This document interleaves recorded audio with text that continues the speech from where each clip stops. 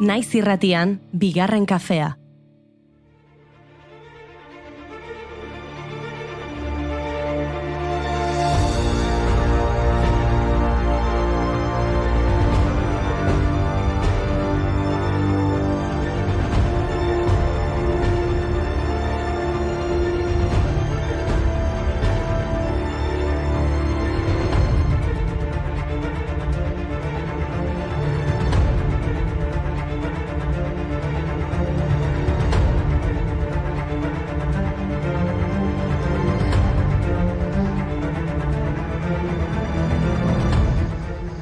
Egunon, bonjour, buongiorno, hello, halo, zbeiki, hetere, buna ziua. Gaur, iraiak 26 hizkuntzen Europako eguna da. 2001 izendatu zuten egun hau, Europako Kontseiluak izendatu zuen, hizkuntzen ikaskuntza sustatzeko, heldu zein gazteen artean. Hizkuntza aniztasuna ulermen zabalago bat eskuratzeko tresna dela eta gure kontinentearen ondare kultural aberatsaren funtsezko elementua dela iritzita, Europako Kontseiluak eleaniztasuna sustatu nahi du Europa osoan. Eta horren arira hainbat ekintza antolatzen dituzte.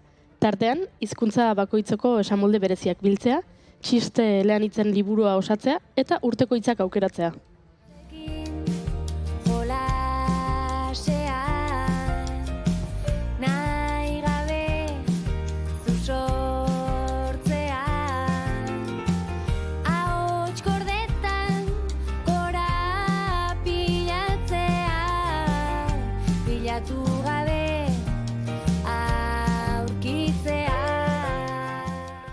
Azken honen helburua urteko ezaugarri eta gertaera sozial, kultural edo politikoak islatzen dituzten hitzak aukeratzea da.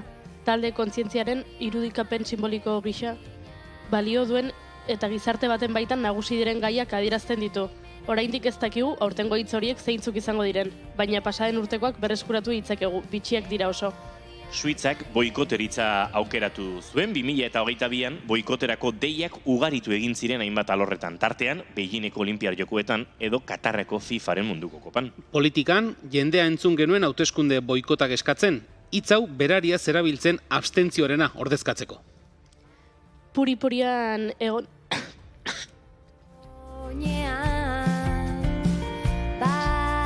Puri-purian egonda boikotitza zinemaldi honetan baita ere, No me llame Ternera filma, Josu Urrutikoetxea protagonistatzat duena boikoteatzera deitu dute hainbat taldek. Atzo, No me llame Netflix traola ikusi genuen sareetan. Netflixen aurkako boikota eskatuz dokumentalaren parte hartzeagatik.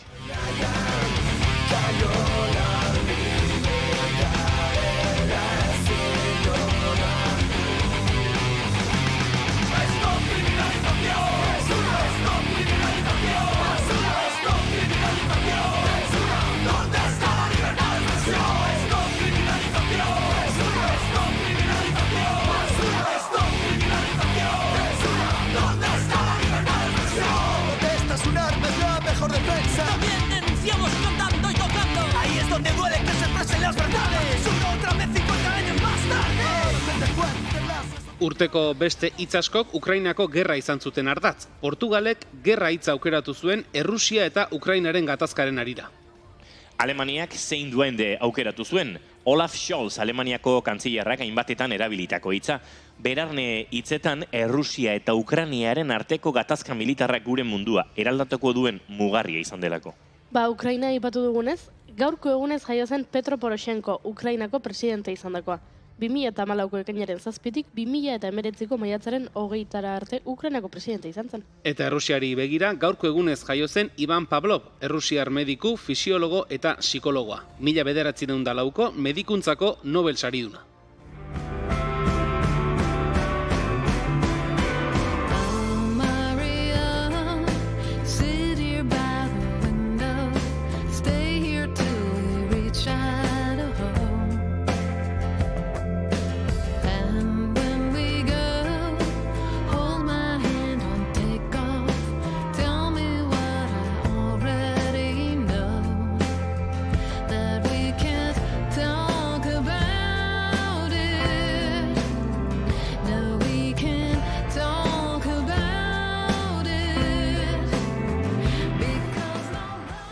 beste Nobel sari bat, gaurko egunez jaio zen Thomas Stearns Eliot T.S. Eliot izenaz ezaguna, estatu batuar eta ingeles poeta, antzerkigile eta literatura kritikaria. 20. mendeko ingelesezko poetarik handienetariko bat izan zen eta 1948an literaturako Nobel sari irabazi zuen. Uste dut T.S. Eliotek ez zuela sekula erabili Erresuma Batuak 2022ko aukeratu zuen hitza, Goblin Mode. Goblin Mode bizitza pasatzen ustean datza, aktiboki ezer egin gabe. Sofan botata telesai bateko atalak bata bestearen atzean ikusten, adibidez. Psikologo eta psikiatrak kezkatuta daude gazteen depresioarekin zerikusia duelako Goblin Mode delakoak.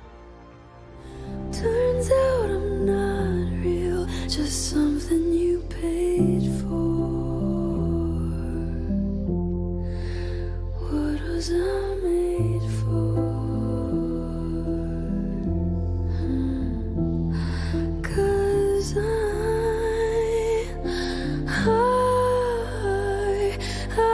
don't know how to feel, but I wanna try. I don't know how to feel, but someday I might. Aizue jardi ezaiogun umore pixka bat, giro triste honi aurre egiteko.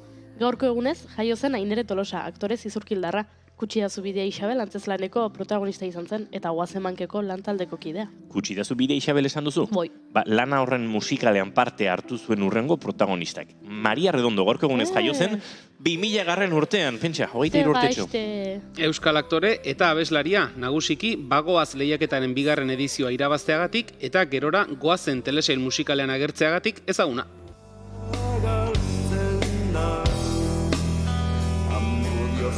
Gogoaren utxunetan bezala isirik ezerez teruan zigarro muturren infernonetan eta amaigabea izaten omen da norberaren buru ezaguera infernutik zerura dagon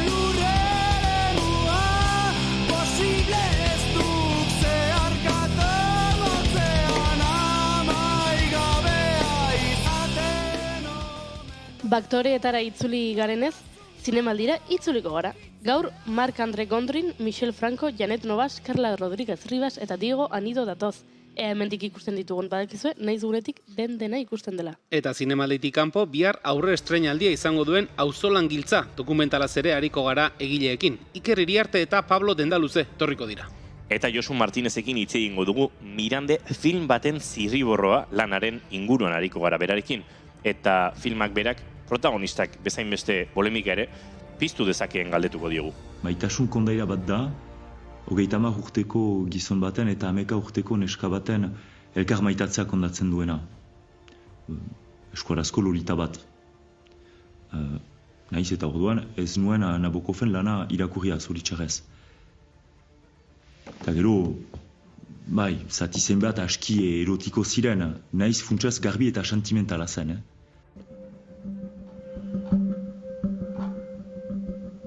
Edgar Allan Poe 13 urteko haur batekin ezkondu zen. Antonio Machado berdin. Lewis Carroll. Horrez gain, Arkakusok esan digu, zinemaldiko gorroto dutak egin nahi dituela. Ez omen ditu, jaialdiko gauza asko ulertzen. Eta entzun duzue? Amerikako Estatu Batuetako aktore eta gidoilarien sindikatuak aurre akordioa lortu du grebari amaiera emateko. Gatazka honen nondik norakoak kontatuko dizkizuegu. Atzo Jessica Chastain Maria Cristina Hotelaren parean egon zen, zaleekin selfieak egiten eta kamisetan sindikatuaren aldeko mezu bat zekarren. Promozioa bai, baina alderrikapenekin. Aizu eta zer ikusiko duzuek gaur? Un amor, La Estrella Azul, Itxaso, Ikebana, The Royal Hotel, The Echo... Pelikula ugari gaurko programazioan. Ni goiuri Bataplanera joango naiz. Epa! Gaur da Euskal Zinemaren festa diturikoa. Ara? Ordurako loan guaizetaz, esat. Oire igual bai. Az gaitezen, entzule, iraiako 26 ditu gaur eta aste artea da. Ongitorri guztioi bigarren kafera, naiz irratian zarete.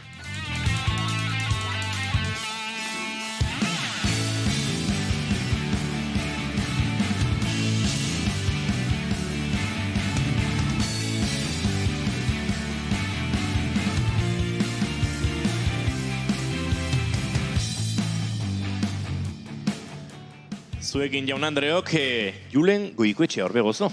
Egunon. Baita zuei ere.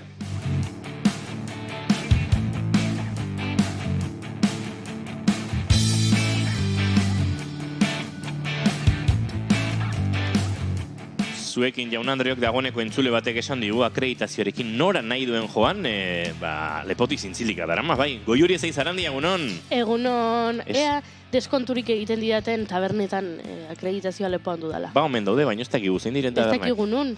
Bai, mitoaren mailan dagoeneko. Denak pasa behar. La Perlarako deskontu daukaztu, Goiuri. Baina ez nik pintxoa nahi dut. Ara.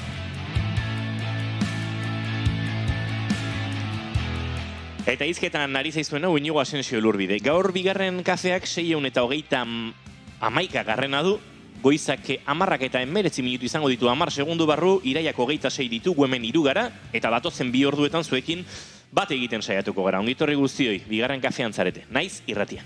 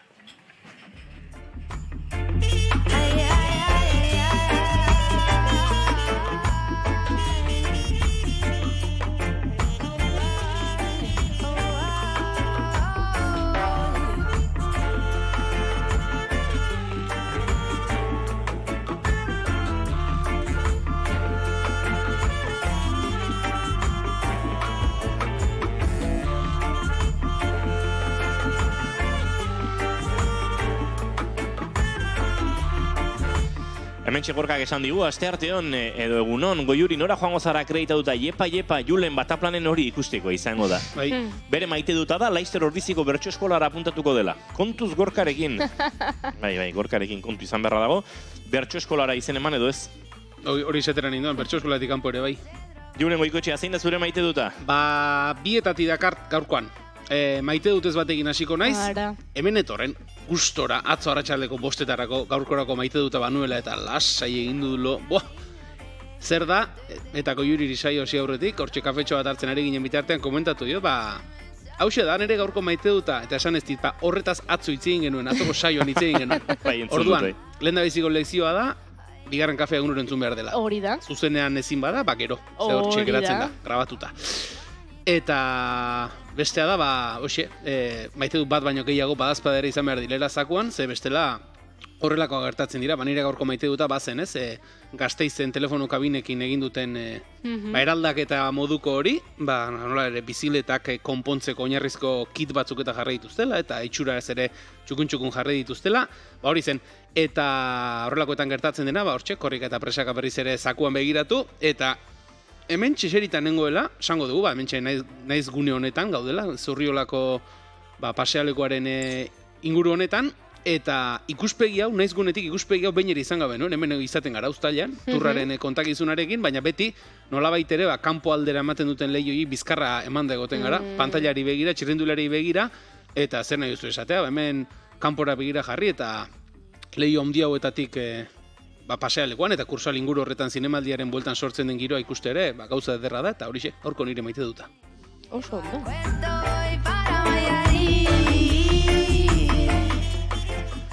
Eta Goiuri ez Zarandia, zein da zure maite duta? Nere maite duta da ikustea, nola urten ez dituzten tote bag deituriko poltsak banatu zinemaldian akreditatuentzat, jendeak etxetik ekarri ditu. Eta orduan, hemen, Julenek ondo azaldu duen bezala, naiz gunean, segurako erakusleioa daukagu, eta dena ikusten da. Eta orduan, aritu naiz begira, ze aniztasuna dagoen tote bagaren munduan, zinemaldi honetan. Eta horixe da nire maite dut. Oso boltsa politiak eta diseinu ederrak eta tope bag. Tope bag. Tope bagekin. Hori da nire maite duta. Beti ezin dira sentimentalak izan. Ez daukat foto eta turutetarako tote baja existitzen da? Gizu galdu egin dudala kamiseta hori Ez daukat potota turutetarako kamisetan, non ote dago, non utzi dut. Non dago? Galdu egin dut. Izan naiteke ni edo autokontrola behar dut. Izan, bigarren kafean beti bakoitzaren askatasunaren aldeko apostoa egiten dugu. Ui, ze sorpresa, Goiuri kamiseta bat galdu du.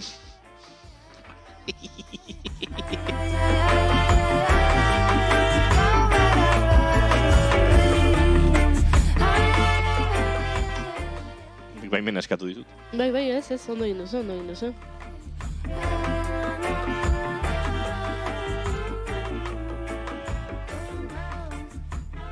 Baina ez ditut kamiseta galtzen, Giltzak eta nortasuna egiria eta horrelako gauzak galtzen ditut kamiseta. Bizitza erdia. Kamisetak ez. Igarotzen duzu gauzen bila. Ez? Egia. Beste erdia zuri bronka botatzen eta ez nuke nahi, hasike. Polita dago aste arte, horrela zuen artean hemen muturtuta aritzeko, Kanpora begiratu eta gune ederra dago, beraz. Ba, nik maite duta, bai, asteburuan maite duten zorroa bete-beteta, utzi dut, Julen, nire auto WhatsApp talde horietako batean maite dutak izeneko WhatsApp talde badokat, eta hor joaten naiz pilatzen. Begira, bai, pixa lozorroan egon eta gero behar dena horreukitzeko, ez, eta bai, topatu ditut hainbat maite dut asteburuan. Eta bat izan da, kasualitatea edo kuadriakoek antolatu zuten plan bat asteburuan Leraten, antxe Naparroan, Aiozko urtegitik gertu. Bai. Eta igandean bazkaltzeran nora eta pizzeria batera joan bar genuela, kategoriko, Kriston pizzak oso leku politia. Eta ara ez naiz iristen ari lekura eta ikusi dut kartela. Eraul. Herria. Asier Beramendi, Eraulgo abeslari eta sortzailearen Aiton Namonak nunbait bertakoak izan eta horregatik jarri zion izena. Asteazkenean gurean izan genuen Eraul nolabait pixkat atzean utzi eta Asier Beramendi bihurtzen ari zela eta kasualitate igande hortan nik Eraul herria zapaldu eta antxe topatu nuen, idatzi nuen Asierri eta, grazia egin zion, eta kasualitate hori maite dut, gauza kurioso izan zen.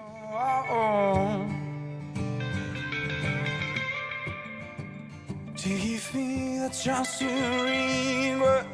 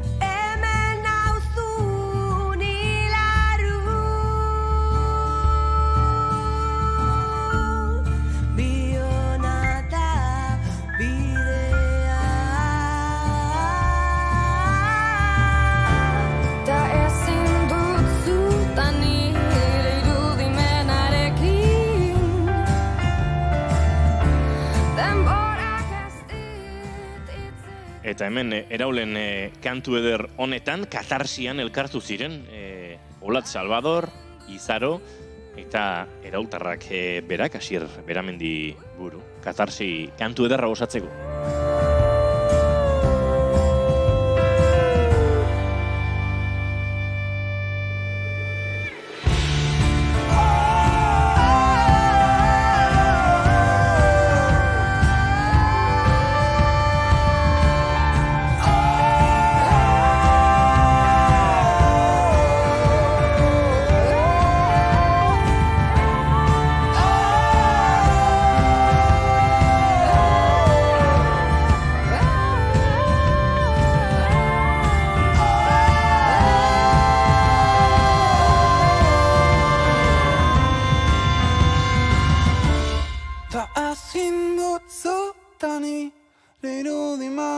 jakin.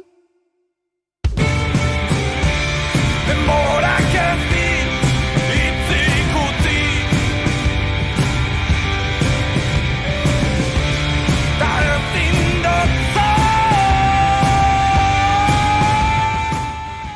Goizeko 10:08 minutu zuzenean naiz irratian, bigarren kafean, eraulen katarsiaren indarronekin nolabait buelta eman diogu goizari. Beste aldarte batekin jarraituko du aurrera. Musikak salbatuko gaitu, Bai, eskerrak musikak salbatzen gaituen tarteka. Bagoaz egituran estatu batuetara begira jartzera, aipatu dizuegu, gidoilari eta aktoren greba izan dela izpide azken egunetan, aurre akordio hori ere azken orduetan, bihurtu da, azken orduko, eta zai gara, datozen orduetan ere, datozen egunetan, bestelako pausak ere emangote dituzten ezagutzeko.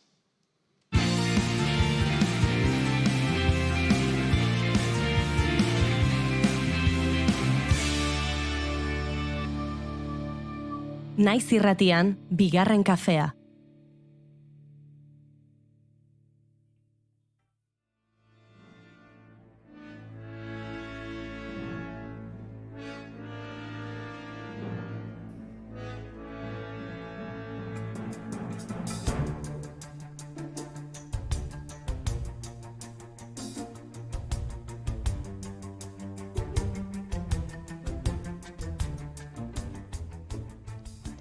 Urtero, irailaren bigarren 15aldian Gipuzkoako hiriburua zinemazale, zinemagile eta zinema munduko kidez betetzen da. Palomita Osaia Dario hiriak eta kaleetako elkarrizketak filmen ingurukoak izaten dira. Mundu osoan zehar ezaguna den jaialdi honek, internazionalki ezagunak diren zuzendari, gidoilari, produktore, aktore, konpositore eta beste hainbat langile biltzen ditu.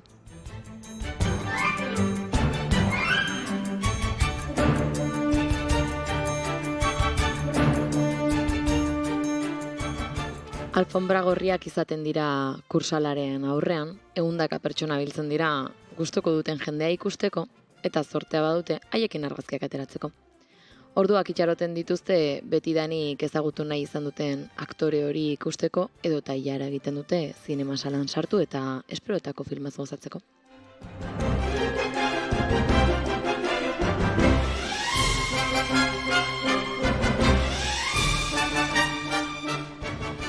Aurtengoa aipatu dugun bezala 71. edizioa izango da, eta 1953an hasi zenetik etenik gabe aritu da zinemaldia. Baina aurtengoak badu berezitasun bat. Antolakuntzak sortu ez duen berezitasuna, baina jaialdiari eragingo diona. Aurtengo maiatzetik Hollywoodeko gidoilari asko greban baitaute, eta haiekin batera aktoreak. Greba izugarrizko eragina izaten ari da zinema munduan, eta badira kursaleko alfombra gorria zapalduko ez duten izarrak grebarekin bate egitea erabaki dutelako. Kokatzearren, 3 talde bereizi ditzakegu grebaren inguruan. Lehena, Estatu Batuetako gidoilarien sindikatua da. Bikoitza GA edo WGA bezala ezaguna dena. 11.000 eta 500 kide ordezkatzen dituena. Bigarren taldea, SAG-AFTRA da, zinema aktoreen sindikatua eta irrati eta telebistako artisten Estatu Batuetako federazioa. Honek 160.000 kide ordezkatzen ditu, eta azkenik, zinema eta telebista ekoizleen aliantza. 350 ekoizpen enpresa inguru ordezkatzen dituen elkartea. Horien artean, Paramount Pictures, Disney Studioak edota Warner Bros. Grebaren hasiera maiatzean izan bazen ere, egoera lehenago hasi zen okertzen. Otsailean, gidoilarien sindikatuak soldata konpentsatzeko proposamen bat aurkeztu zuen, kideen 188 onartu zuena. Eta ekoizleen aliantzarekin negoziatu behar zuten unean zuten hitzarmena amaitu baino lehen. Pixkanak elkartu ziren eta adostasunik gabe iritsi ziren maiatzaren lehenengo egunera. Sueño, mami, sueño. Txikitan, maitasuna erreprimitu egin ziguten. Pelikularen zati hori laguna moztu ziguten. Paradisu zineman ikusiko gara.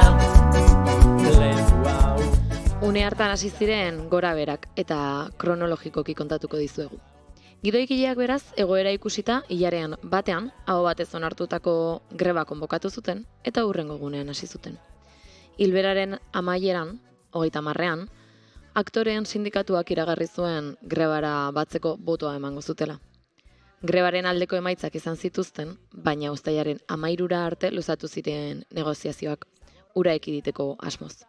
Adostasunik lortu ez zutenez, egun hartan hasi zuten greba aktorek, irratigile eta telebistagileekin batera. Paradisu zineman ikusiko gara leku hau. Grebak aurrera egin ahala, SAG-AFTRako kide batzoi behimenak eman zizkieten hainbat casting edo audiziotan parte hartzeko. Hori bai, proiektuek ezin zuten ekoizleen aliantzako enpresenak izan. Abuztua hasi zen eta gidoigileak eta ekoizleak lehen aldiz bildu ziren 3 hilabetean, baina akordiorik gabe jarraitu zuten. Abuztuak gidoigile eta ekoiztetxeek adostasun baterako negoziaketetan eman bazuten ere, abuztuan, etzen halakorik eman eta beraz, hilaren amaieran ekoiztetxeen aliantzak gidoigileen eskakizunak argitaratu zituzten. Eskaeratako batzuk ondorengo hauek dira. Gidoilarientzako soldata igoera handi bat egitea. Residuals deitzen dioten igoera, hau da, telesaia bir jautitzerakoan kobratuko luketen kopurua igotzea. Mai hartaineko 2 gidoilari kontratatzeko bermea, showrunnerarekin batera. Gidoilariei gutxienez 10 asteko enplegua bermatzea. Eta 5. Gidoilariak adimen artifizialaren aurrean babestea, baita aktoreak ere.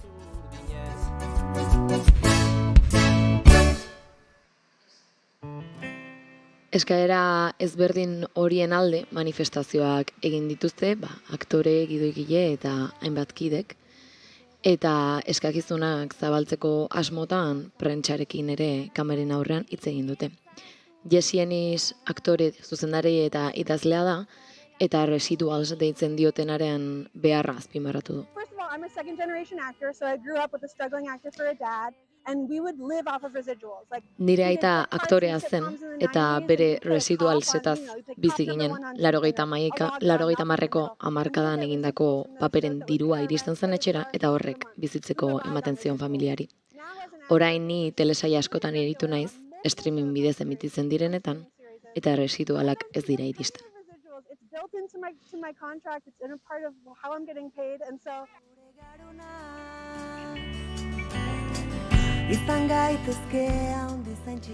Bestalde, Diana Ricon aktoreak kontatu du berak telebistan atzeko pertsonaiak antzezten zituela eta orain adimen artifizialaren beldur edo dela.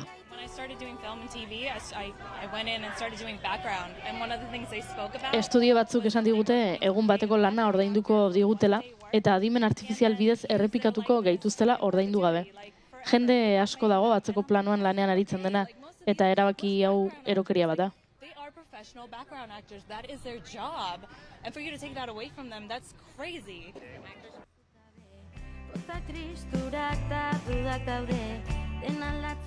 Azkenik, Sean Gunn aktoreak Bob Iger Disneyko zioaren aurka edo agertu da, diruaren distribuzioaren inguruan hitz eginez. I think that when Bob Iger talks about what a shame it is, he needs to remember that in 1980 CEOs like him made 30 times. 80ko hamarkadan CEO batek langile batek baino 30 aldiz diru gehiago irabazten zuen. Gaur egun 200 aldiz gehiago irabazten du eta hori lotsagarria da. Ask yourself, why is that? And not only why is that, is it okay? Is it morally okay? Bukatzen da harremana. Azken 5 egunetan negoziazioak berrartu dituzte eta dirudienez behin-behineko akordio batera iristear daude. Lortu duten akordioa ez denez behin betikoa ekoiztetxeen sindikatuak adierazi du, oraindik ez direla lanera itzuliko. Datozen orduetan egingo den bozketetan akordioa onartuko balitz ordea, greba bertan bera geldituko litzateke.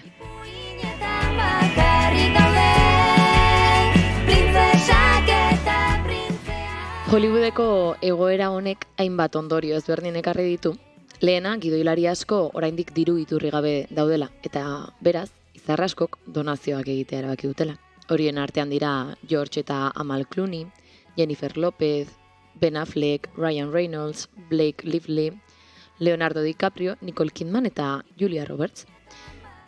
Bestalde, eBay plataformaren bidez, beste kide batzuek eskaintza nahiko bereziak egin dituzte dirua lortzeko asmotan. Girls telesaiaren sortzaileak, Lena Dunhamek, etxe batean mural bat margotzeko eskaintza egin du.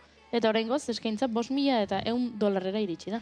Natasha Lyon aktore eta gidoilariak Orange is the New Black edo Russian Doll telesaietan parte hartzeagatik ezagunak The New York Timesen asteazkeneko gurutze grama zurekin konpontzeko aukera eskaini du. Eta dagoeneko bada norbait prest $6,100 ordaintzeko, naiz eta funbidez eta 15 minututan egingo duten. Adam Scottek, Parks and Recreations edo Big Little Lies filmetako aktoreak, zure txakurra ordubetez paseatzeko aukera ematen dizu. Beti ere, Los Angelesen bizi bazara. John Lithgow, zinema eta telebistako aktore ospetsuak, zure txakurraren erretratu bat margotuko du. Norbaitek, $4,950 eskaini ditu dagoeneko. Edo Busy Phillips aktorea prest dago buztingintza ikastaro bat emateko New Yorken, oraingoz $3,500.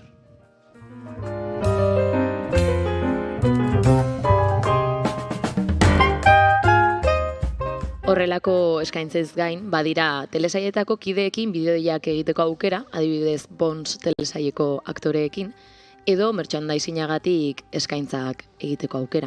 eBay plataforman The Union Solidarity Coalition bilatuz gero hor ikusiko duzu dena.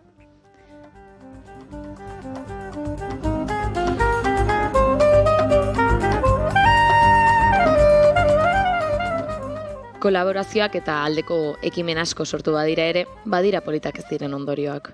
Grebaren parte diren kidek noski ezin dute promoziorik egin ekoiztetxe horietako produktuen inguruan, eta jendea oso zorrotzari da hori zaintzen. Adibidea da azken asteetan Selena Gomezekin pasan den kasua.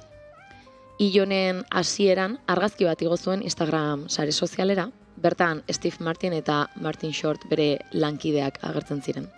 Baina, grabazio setean ateratakoa zenez argazkia eta lankideak zirenez momentu horretan, iskanbila sortu zen ea promozioa egiteko beste bide bat zen edo ez zalantzan jarriz.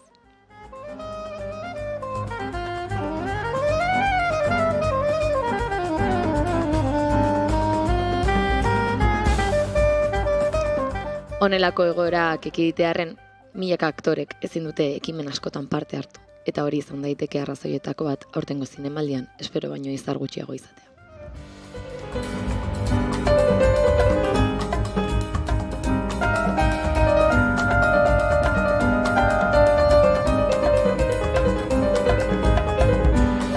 Eskerrik asko ba, June Romateti Barguren.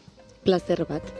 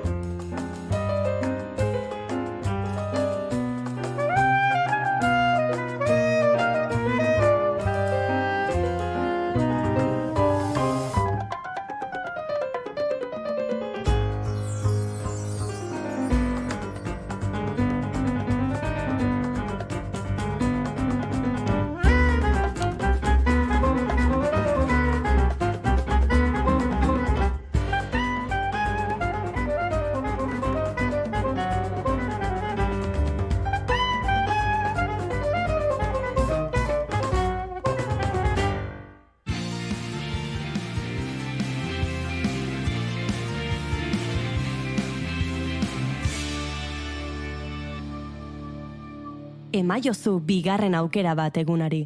Naiz irratian, bigarren kafea.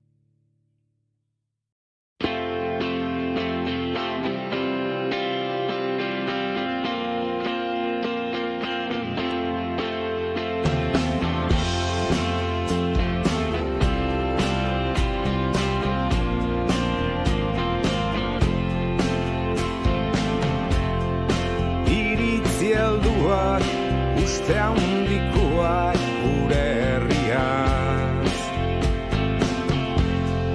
Goiz eta arrats berriketan gure herriaz. Nik nahi nituzke halako segurtasunak eduki, baina gauzak zer dien kontuak etzaizkitateatzen onge.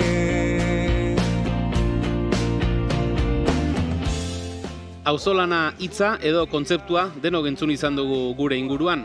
Eta asko izango dira, bigarren kafea entzuten dutenen artean, auzolana bezala izendatu eta borondatezko lanean bazterra garbitzen edo zerbait konpontzen aritu direnak. Aspalditik gaur daño heldu den kontzeptua da, aldaera asko izan ditzakeena eta gure hurrengo protagonistek dioten moduan, etorkizunerako giltzarri izango dena. Auzolan giltza dokumentala argia ikustear da. Tolomendi, Tolosaldeko landa garapenerako elkarteak eskatuta, Iker Iriarte Iribarrek eta Pablo Dendaluze Izagirrek egin dute, eta esperientzia eta ikuspuntu ezberdinak jaso dituzte Euskal Herrian eta gure mugetatik kanpo auzolana zer denaren inguruan.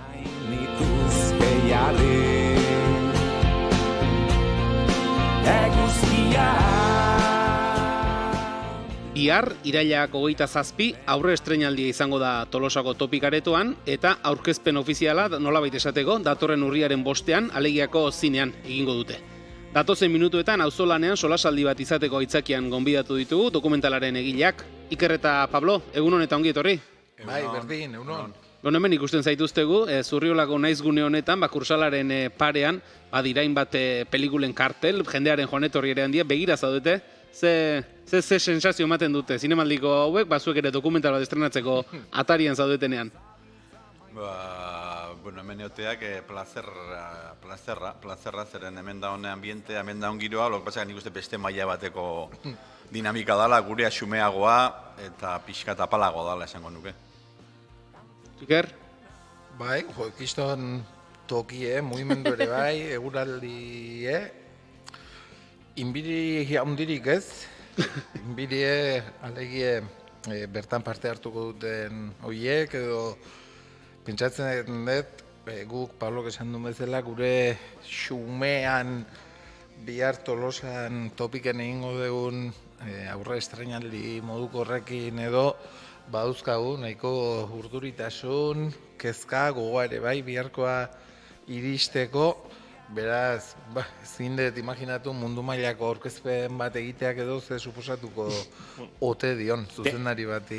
Dena esate aldera, Iker Pablo zinemaldian eta bereziki azken urteetan oso sofistikatuak diren lanetatik dokumentalgintza asko xumeagora ere, oso lan estilo ezberdinetakoak, aurrekontu ezberdinetakoak, aniztasun puntu bat ere bada eta tira, xumetasun horrek ere badu tokia zinemaldian, beraz ondo zaudete kokatuta hor hemen naizunean, kursalaren pare-parean, 71. edizionen baitan. Beraz, zera, hemen humiltasun eta xalotasunik, ez du gehiago behar nahiko, ondo.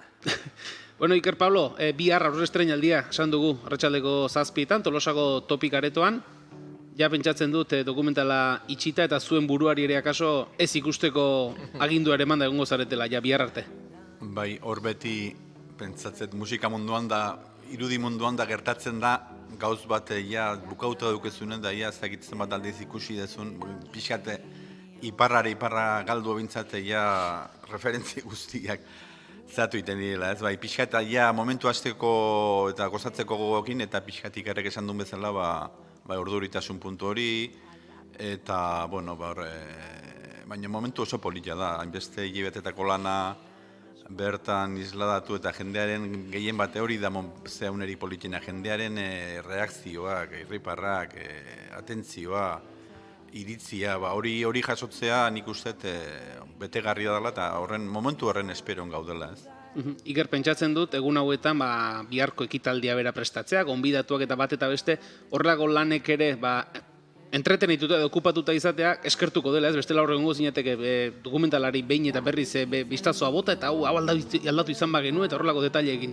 Bai, kasualidadez, guantxemen atzean entzuten arian kantari honek, Anarik, esan zidan behin, berak bere sormen lanik, ez diskorik edo liburua edo inoiz ez duela bukatu.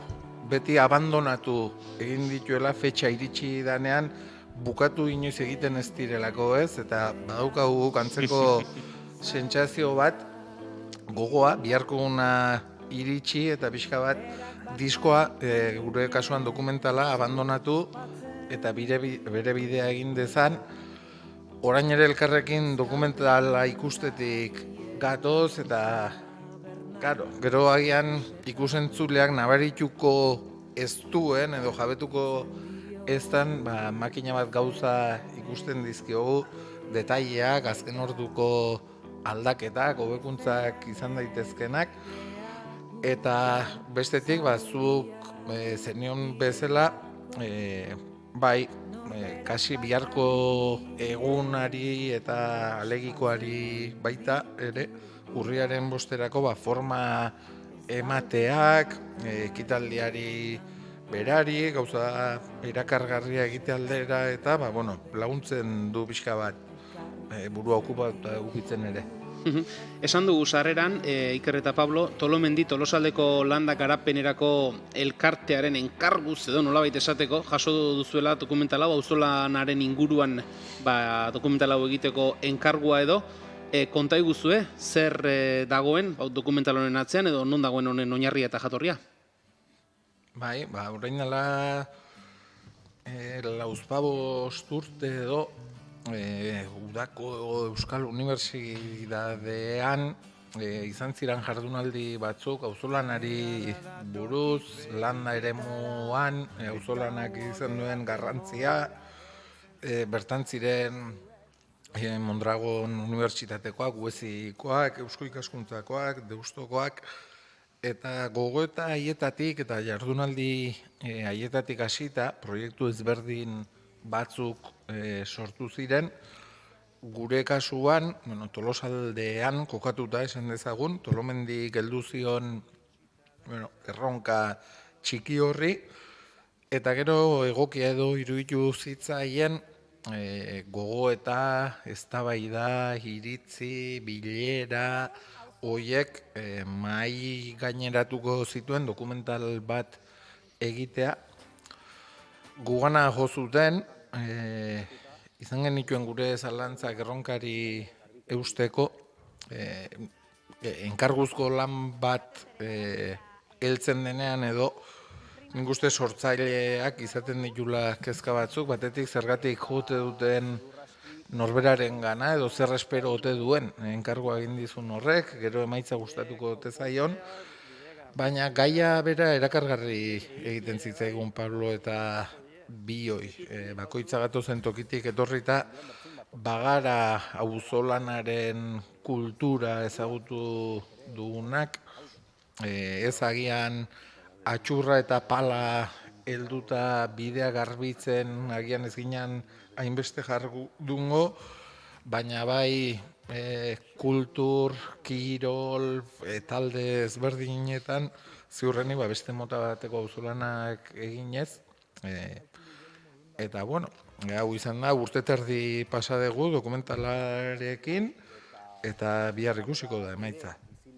Hori ere bada ez, akaso Iker, kontzeptua berazuk esan duzu, gu askaso ez gara palarekin eta atxurrarekin auzolanean asko aritu, auzolana horrekin oso lotua edo horri oso lotua egon delako, baina auzolan, zuek ikusiko zenuten ez, prozesu honetan mentxatzen dut, auzolana pala eskuan izatetik asko zarratago daen kontzeptua badelako. Bai, noski, interesgarria edo egokia iruditzen zait aitortzea edo guk ez dugula ezer asmatu edo inventatu orain auzolanarekin, norberari iruditzen zaio, berak urte terdi daramanean auzolanari buruz hizketan irakurtzen, sortzen, baina karo, auzolana gureganaino transmisioan iritsi da, alde batetik nahiko garbi ikusi genuen, egin nahi geniela keinu txiki bat, aitortza moduko bat nahi baldin bada gure aurreko hoiei, gure gurasoei, gure aitona monei, auzolanean hainbeste gauza egin zituzten hoiei, bestetik gaur egungo auzolan jarduera ezberdinak jasotzea egokia iruditu zitzaigun, eta hor bai hasi ginen arakatzen agian auzolan inmaterialagoetan, kultur taldeetan, beste modu batekoak izan daitezken jardunetan. Eta azkenik, etorkizunari begira eduki ditugu lako intuizio batzuk, pista batzuk, usai batzuk edo, eta horiek ere mahai gaineratu nahi izan ditugu, eta bidean erantzun baina galdera gehiago sortu zaizkigu zorionez eta interesgarria izan da. Pablo esan du Ikerrek hor, enkargua jasotakoan norberari zalantza edo sortzen zaiola, ez? Zergatik jo dute gugana, eta pentsatzen dut, enkargua denean ere, pixka bat, askatasuna bai, nahi duzuna egiteko, baina beti ere buruan izango dela errezelo bat, edo gustatuko zaio, edo nola eman zenioten forma jasotako enkargu horri? Bai, baina askatasun oso izan dugu, ez dugu ingo baldintzarik eta ingo mugaik euki, orduan alde hortatik eskertzekoa da, orduan ez da egitatzo eran egun komentatzen genuen guk, auzolana horrela dokumental bat horrela planteatu duen bezala, izan zitekela beste milaka modutan, ez? Guk horrela ikusi dugu, horrelako testigantzak, elkarrizketak, auzolan desberdinak jaso ditugu, eta askatasun osoz, bain ditugu, dokumental 43 minutuko dokumental hontan, gauzatu. Pixkatik errek esaten zuenaren arira, pixkat gizartean, gure Euskal Herrian eta munduan, beharrak aldatu egin dira, eta beharrak aldatzen ari diren bezala gizartea bera aldatzen ari da. Orduan, auzolana beste mila modutan ulertu dezakegu, ez da gure garai bateko atxonamonen baserrietako edo herri txikietako gehien bat auzolan mota hura, ez pixkate herrikoia, gaur egun beste auzolan mota asko daude, eta gu auzolan eskolakoak jaio behintzat ikasi ikusi eta ibilitakoa gara, ez pixkate, Josukien da Magina bat proiektu egin izan ditugu, eta pixkat gizarteari begira, herritarrei begira, Magina bat auzolan desberdinetan parte hartu du. Orduan, hildo horrei helduta, askatasun osoz, saiatu gera, pixkat guk dakiuna, guk ikasi deuna, eta guk urte terdi honetan jause deuna, dokumentu hortan biltzen, ez? Askatasun osoz, eta modu batean, guk indeuna da modu bateko pixkat interpretazio esango nuke, baina milak handi itezkela ziru gaude. Auzolana nolabait ere komunitatearekin lotzen den kontzeptua da, Iker, elkarrizketa asko egin dituzue, iritzi ezberdin asko jasoko zenituzten, gaur egun esaten da gizartea gero eta individualagoa dela, gizartearen individualizazio joera horrekin auzolana bateragarria da? Bai, nik uste ekarpenik handiena hor egin dezakela auzolanak. Lehengoan aritu ginen kalkulatzen, urte terdi honetan 25 elkarrizketa egingo genituen, dozenatik gora auzolan jarduera jaso ditugu. Dokumentala bai Tolosaldetik abiatzen dala, baina saiatu gara begirada pixka bat jaso, ikuspegi nazionalago bat eman, Euskal Herri osora begira, eta horrez gain, bai Pablok eta bai biok, gure bizitzetan zortea eduki dugu bidaiatzekoa, toki ezberdinetara joatekoa, eta gure bizimoduarekin ere koherentea izan zitekeen begirada bat eman nahi genion, pixka bat dokumentatzen eta hasi ginenean segituan jabetu ginelako auzolana ez dela Euskal Herrian bakarrik egiten. Eduki dugu euskaldunok zenbait jarduerekin, jarrera hori edo uste hori izan bertsolaritza, izan aizkora, izan sega, hamarkada askotan iruditun zaigu munduan bakarrak ote ginen jarduera horietan, eta mundura zabaldu geranean jabetu gera ezetz, eta auzolana da beste adibide bat, mundu guztian egiten dana izen ezberdinez deitzen zaiona, baina behar bati erantzuteko eta komunidadean erantzuteko joera hori zorionez mundu guztian dago, ezta?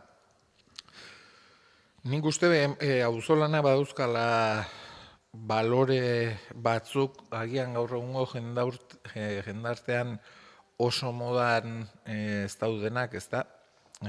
Zuk esan duzu, Julen, bueno, gero eta niagoa den mundu batean bizigarela ziurrenik, hiri urbanoagoetan gure bizilagunak izan daitezkenak jada agian ezagutu ere ez ditugula egiten, eta badauzka auzolanak, bueno, komunitatean norberaren aurretik jartzea, lanak mantsoago egitea, lan hori ospatzea, festa, ardura, betebeharra, bueno, agian gaur egungo gure jendarte honetan hain modan ez dauden baloreak, baina etorkizunari begira herri bizi dela, bai herri urbanoagoetan, ukaezina da, gure gizartea urbanizatzen ari dela eta landa eremuak gero eta gutxiago daudela, baina auzolana gaur egungo landa eremuetan ere sinistuta gaude, ekarpen handia izan daitekela eta ikusiko dugu datorren urteetan zer datorren. Iker Iriarte eta Pablo Dendaluzerekin jarraituko dugu hizketan, baina eguerdiko 11ak ditugu eta bagoaz zuzenean naiz irratiaren estudio zentraletara, bertan dugu Egoi Belategi lankidea, azken ordua gurera ekartzeko. Egoi Belategi, egunon?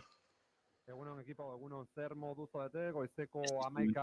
Egoi, ea segundu bat, orain bai, egunon Egoi Belategi. Entzuten oso ez da, egunon? Bai, aurrera, Egoi.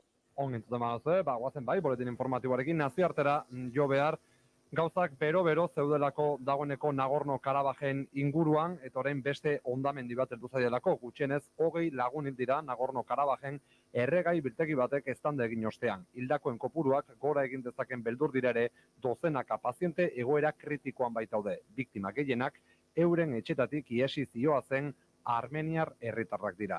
Nagorno-Karabajeko administrazio armeniarrak zehaztu duenez, leherketa askeran herriko errepide baten parean dagoen erregai biltegi batean eman da. Errepide hori erabiltzen ari dira hain zuzen ere Karabajetik Armeniara iesi doazen errefuxiatuak, Azerbaijanek pasaden astean burututako operazio militarraren ostean. Leherketaren ostean hain zuzen, Armeniako Osasun Ministerioak ohar baten bidez jakinarazi du helikoptero bat ere bidali duela mediku talde batekin zaurituak artatzen laguntzeko. Eta Azerbaijango presidentetzak ziurtatu du ere anbulantzia bat bidaliko duela sorospen materialarekin erredurek eragindako zaurituak artatzeko. Horixe beraz azken ordukoak Kaukasotik heldu zaiguna eta bestea berriz, Nafarroatik legea Nafarroako parlamentuan onartuta estatuko indarkeriaren biktimak aitortzeko eta erreparatzeko 35 prozesu abiatuko direlako Nafarroan. Hala ere, Egiari Zor fundazioak eta torturatuen sareak bide hori has dezaten eskatu dute, jende gehiago has dezan eskatu dute, bete esan da jakin badakitelako dezente gehiago direla biktimak. 2004an polizia batek hildako Angel Berruetaren familiak ere salatzera deitu du. Angel Berrueta Mañas zerbitzuz kanpo zegoen polizia batek hil zuen 2004ko martxoaren 11ako atentatu islamistaren ostean etaren aurkako kartel bat bere dendan jartzeari uko egin ziolako. Duela gutxi estatuko indarkeriaren biktimak aitortzeko eta haiei ordaina emateko Nafarroan osotako balorazio batzordeak hartu du Berrueta Mañas familia eta horren berri eman dute zehazki Egiari Zor fundazioak eta Nafarroako pertsona torturatuen sareak. Berrueta familiak egin bezala gainontzeko estatuaren biktimek 2019ko lege horrek esinetako aukerak eta baliabideak baliatzera deitu dute. Zentzorretan gogora ekarri dute baita ere Angel Berruetaren familiaren aurkako jazarpenak honen erelketaren ostean jarraitu zuela. Besteak beste pairatu behar izan zituzten heriotz mehatxu deiak eta pintaketak aipatu dituzte, salatuz Nafarroako erakunde publiko bakar batek ere ez titula biktima gisa errekonozitu ofizialki. Hori dela eta espero dute parlamentuan abiatutako eta egindako lehen agerraldi hau abia puntu izatea behingoz Angel Berrueta eta bere familia motivazio politikoaren biktima gisa aitortzeko legeak aurrikusi bezala. Eta azken aipamentxoa, kongresura begirakoa izango da entzuleok, besterik gabe aurreratzeko, saio parlamentario garrantzitsua dugula eguerdiko 12 aurrera. Alberto Núñez Feijóo, PPko presidente gaiaren investidura saioa izango da abiatuko dena eguerdiko 12 aurrera. Horren berri emango dizugu noski informazioaren ariaren 2. edizioan. Dena den ez ustendirik ezean tramite eta esteneratze hutsa izango dela esango dugu, gaur-gaurkoz ez baitu nahikoa babesik lortu presidente izateko Feijóok. Gehiengo absolutuaz eta simplez lortzen ez duenean 2. estenatokia zabalduko da. Pedro Sánchezek presidente izateko aukera izango luke, hori bai, beti ere, Borboiak, Felipe VI eskari hori egingo balio. Eguerdiko, goizeko 11:04 minutu, informazio praktikoa amaitzeko, errepidetara begira gaude, lehentxeago esan dizuegu, Abat errepidean, Gasteiztik gertu sekulako korapiloa zegoela, bertan gaur goizean esango dugu istripu larria izan dutela hainbat ibilgailuk, itxi behar izan dute Abat errepidea agurain parean hainbat minutuz, baina trafiko zuzendaritzak jakinarazten duenez, puntu horretan badirudi normaltasuna berreskuratzen ari dela gutxinaka, oraindik ere mantentzen direlako autopilaketak, baina dagoeneko Abat errepidean, Irunerako norantzan agurain parean, badirudi, dagoeneko irekita daukatela, nahiz eta oraindik ere sarbide batzuetan arazoak mantentzen diren. 11:04 minutu, onaino momentuz, esan bezala, eguerdiko 12etan bueltan izango gara, Madrilera begira, Feijóoren investidura saioarekin. Gero arte. Eskerrik asko Egoi Belategi, azken ordua gurera ekarri, eta esan da bezala, eguerdiko 12etan, informazio gehiago izango duzu hementxe Naiz Irratien baino, aurrera egin behar dugu, gure protagonistekin, azken txampan ere murgiltzera.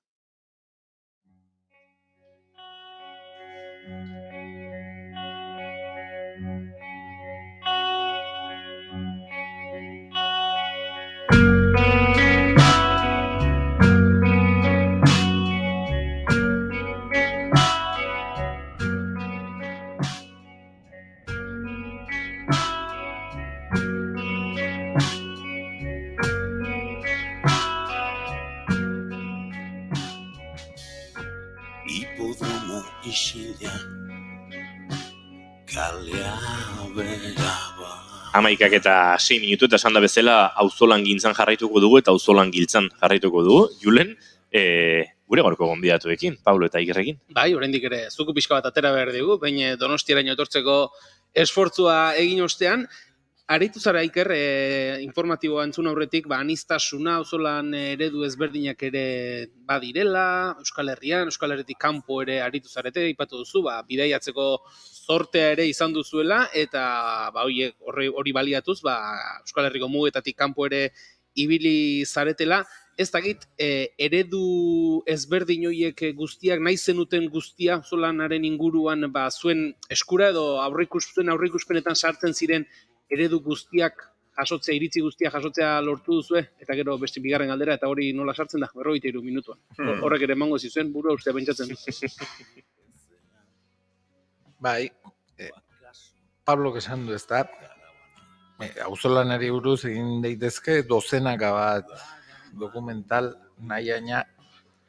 Pablo eta biok gure bidea aukeratu dugu edo badukagu ez dakit estilo deitzea gehitxo izango da agian, baina nahiko garbi eduki izan dugu, bai lehenago eta bai dokumental honetan ere, zein den edo zer den kontatu nahi duguna eta zen modutan kontatu nahi dugun. Oso eskertuta gaude, ate asko jode ditugu, pentsa 25 lagun elkarrizketatzeraino iritsi gara, eta ez dakit, batean ari naiz, baina dokumentalean, hau da, kontuan izan ezkero auzolanetan parte hartu duen jende guzti hori eta bar, ziurrenik 100 lagunetik, 150 lagun azalduko dira dokumentalean, ez parte hartze zuzena dutenak, baina bai tokietako auzolanetan parte hartu dutenak, herri ezberdinetan, eta bar, asko da. Beraz, oso eskertuta gaude. Gero, oso garbi geneukan beste gauza bat zan, jendean nazkatu ere ez genula egin nahi. Auzolana bada gai serio bat, trataera ezberdinak eduki itzazkena, mamidun gauza bat egin nahi genuen noski, baina baita erakargarria izango zena ere, gu beti izan gara gauzak zenbat eta laburrago kontatu, orduan eta hobeto, eta kasu honetan ere bai, dokumentaletik kanpo utzi behar izan dugun materiala dezente da, baina nik uste asmatu dugula 3 ordu laurdenetara gauza erakargarri bat ekartzen. Pablo, hori esatea erraza da, ez du aspertu behar, atsegina izan behar du, dinamismoa izan behar du, hori gero, ordenagailu aurrean jarri eta montaia eta editajea astitakoa nola egiten da. Hori da, hain zuzen hori da politena. Daukezun material, ez egitzen bat ordu, ordu pila hori, elkarrizketa pila hori, auzolanean egindako lan hori, eskutan daukezun horri forma matea eta edizioan lehenbizi sarikatu, ordenatu eta txukundu, eta gero pospoan egin pixkat azkeneko afinazio hori egiten duzunean, hori niretzako da lan oso politia. Eta hortan garbi dago pixkat intuizioa, ikerrek esan du bezala, eta pixkat esperientziak kontatzen dula. Ez da arrexa, gai edo bintzat izenburu mardula daukene dokumental bateri, horrelako dinamismoa eta horrelako bizitazuna ematea, baina nik uste,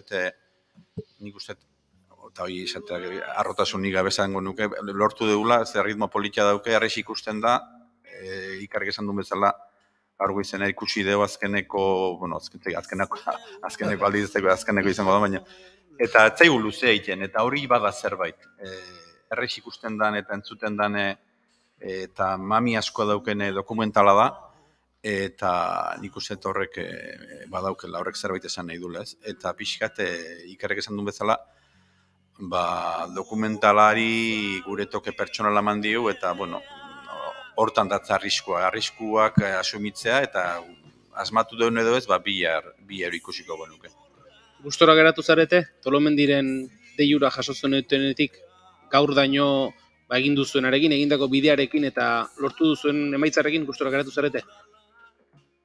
Oso gustora, izan ditugu gure gora berak bidean, bidea berak lagundu digu, geuri ere, asko ikasi dugu, uste terdi honetan, ez genekizkien gauza mordo bat, ez usteko atsegin pila bat azaldu zaizkigu bidean, eduki ditugu, gure krisi momentuak eta ere, eta nik uste normala, eta usartuko nintzateke esaten, sanoa ere badala, eduki ditugu gure Rusia armendi hontan, baina azkenean sinistuta gaude emaitzak merezi dula, eta bestela ez genuke aurkeztu ere egingo, biharkoa iruditzen zaigulako gainera, ez da bide baten amaiera, baizik eta bide baten jarraipena izango dala, dokumentala bihar aurkeztuko da, baina gustatuko litzaiguke orain ondorengo hilabeteetan, eta dokumentalak bere bidea egitea, toki ezberdinetara iristea, zenbat eta tokian hitzetara iritsi da hobe, eta dokumentala izatea hitzeki bat toki ezberdinetan, jendeak auzolanari buruz hitz egiteko, gogoeta egiteko, eta aitzaki baldin bada, herri batean baldin bada ere, auzolan jarduera bat, edo auzolanari buruz hitz egiteko, gure helburuetako bat behintzat beteta geratuko da. Bihar estrenatuko da, gero ez dakigu zenbateraino kontatu daitezke, baina dokumentalarekin batera hor dekalogo moduko bat ere badago, esan dugu, hasieran zuei intzuna da, auzolana etorkizunik izango baldin badago horretan, hor ere uzten duzu, zerbait ez, esan nahi dute bada hor, auzolana etorkizuna izango baldin bada, etorkizuneko belaunaldiek, non begiratu, auzolana zer den ikasteko, eta jakiteko non begiratzeko material ere sortuko duzu, beraz, etorkizun horri begira ere zuen aletxoa jartzen alegin duzu, arete? Bai, gure, dokumentalarekin bateak ida praktiko bat, agurtzene belauntzarenek landu du, Tolomendirien enkarguz ere, eta nik uste osagarria dela, guk eindako lanarekin, eta gure lanak ere berari balio izan dio, pixkate, auzolan bat egiteko, beak 10 dekalogo baten lau helburu ditu, baina 10 bezain beste 20 izan daitezke, baina 10 dekalogo hortan, 10 arrazoi, 10 modu, 10 ideia botatzen ditu, hori ere aurkeztuko da bere garaian, eta esan bezala osagarria da gure dokumentalarekin, eta da pixkatikarek esaten bezala, gurea lehen pausotxo bat da, eta pauso honek, izan dezala ibilbide luzea, ez? Euskal Herriko herri txikietan, hirietan eta hainbat lekutan, gehien bat auzolana ze izan dan, eta zer dan, eta ze izango dan erakusteko, eta alba da, pixkatazi txiki hori zeatu, erein, eta mendik urte batzuta, hilabetera, edo nordaki aste barro gutxi, erein dezala, eta pixkat usta eman dezala, ez pixkat jarraipenea izan dezala, auzolanak bezalako pixkat aktibidade onuragarriak, ez gizarte eta herritarrentzako onuragarria den aktibidade bat. Transmisio aipatzen da askotan Iker, jarduera bat edo gertakari baten inguruan, transmisioa gutxi egiten duela, ez? Lehengo belaunaldien eta oraingoen artean zubilan moduko horre gutxi egiten duela, hau, dokumental hau bada, transmisiorako elementu bezala balio dezake. Bai, eta gustatuko litzai guke ala izatea ere, badago gure asmoetan, ez dakit noiz urren urtean agian azkartxo izango da, baina hemendik pare bat urte barru edo gustatuko litzai guke eskoletara eta institutoetara eta iristea, eta esan dugun bezala dokumentala itzeki izatea gaztetxoengana jotzeko, eta guk ere eurekin partekatzeko egin dugun lana. Gero guk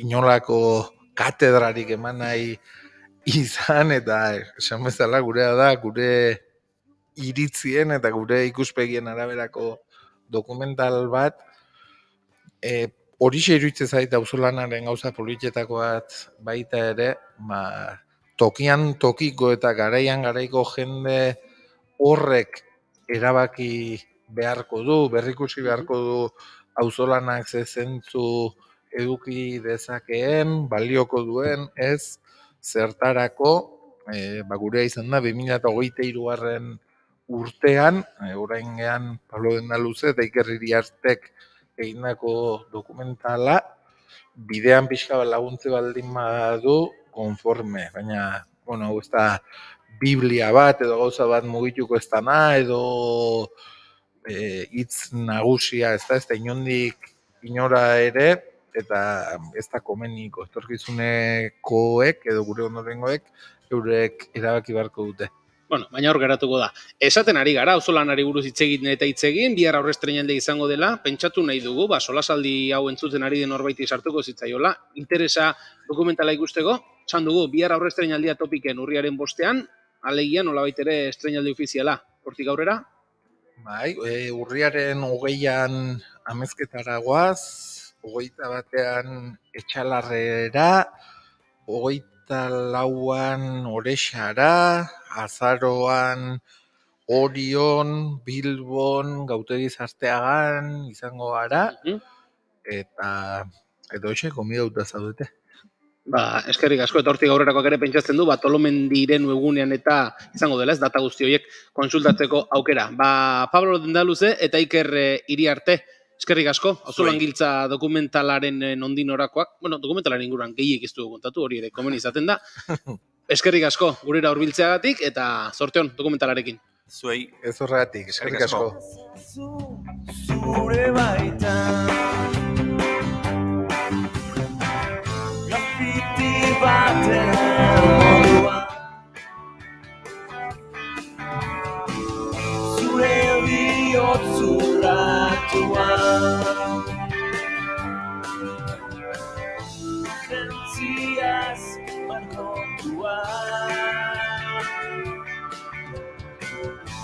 zure bihotzurratuan.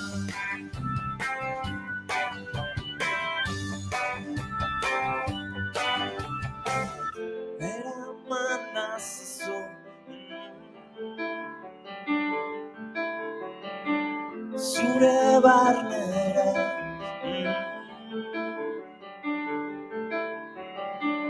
bila nazazu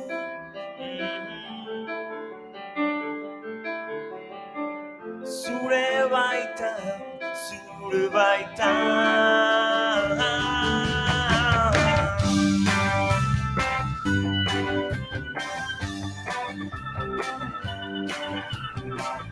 Musu truk eskaintzen ditu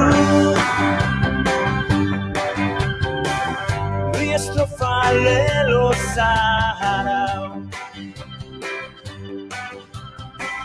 bide lagun izan nahi du, bion kantua idatziko.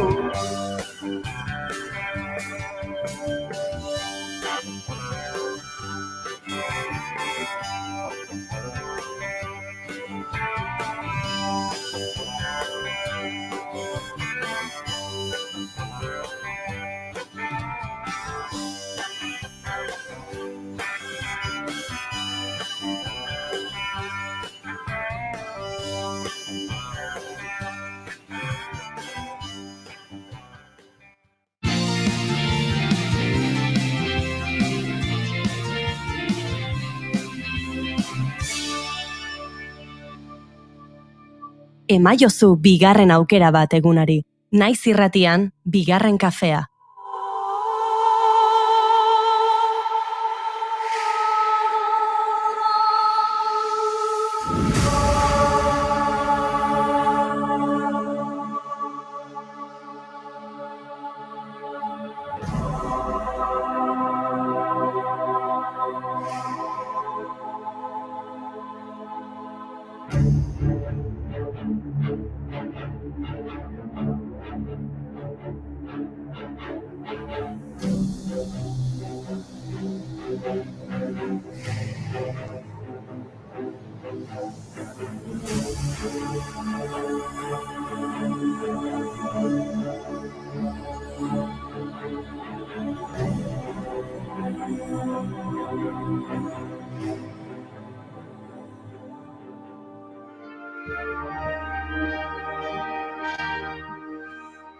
Goizeko 11:21 minutu ditugu, eta aurrera goaz, dagoeneko zinemaldiare bere erdigunera, ez bere meridianora edo iristen ariko da. Gaur segun dugu, aste artea, ostiralean abitu bazen, 1-2-4-5, hor nunbait, eta tira, badauzko guain bat gaizuekin elkarbanatzeko, gero arkakusoarekin erariko gara, nunbait proposatu digu maite dut ez bat zinemaldian oinarrituta.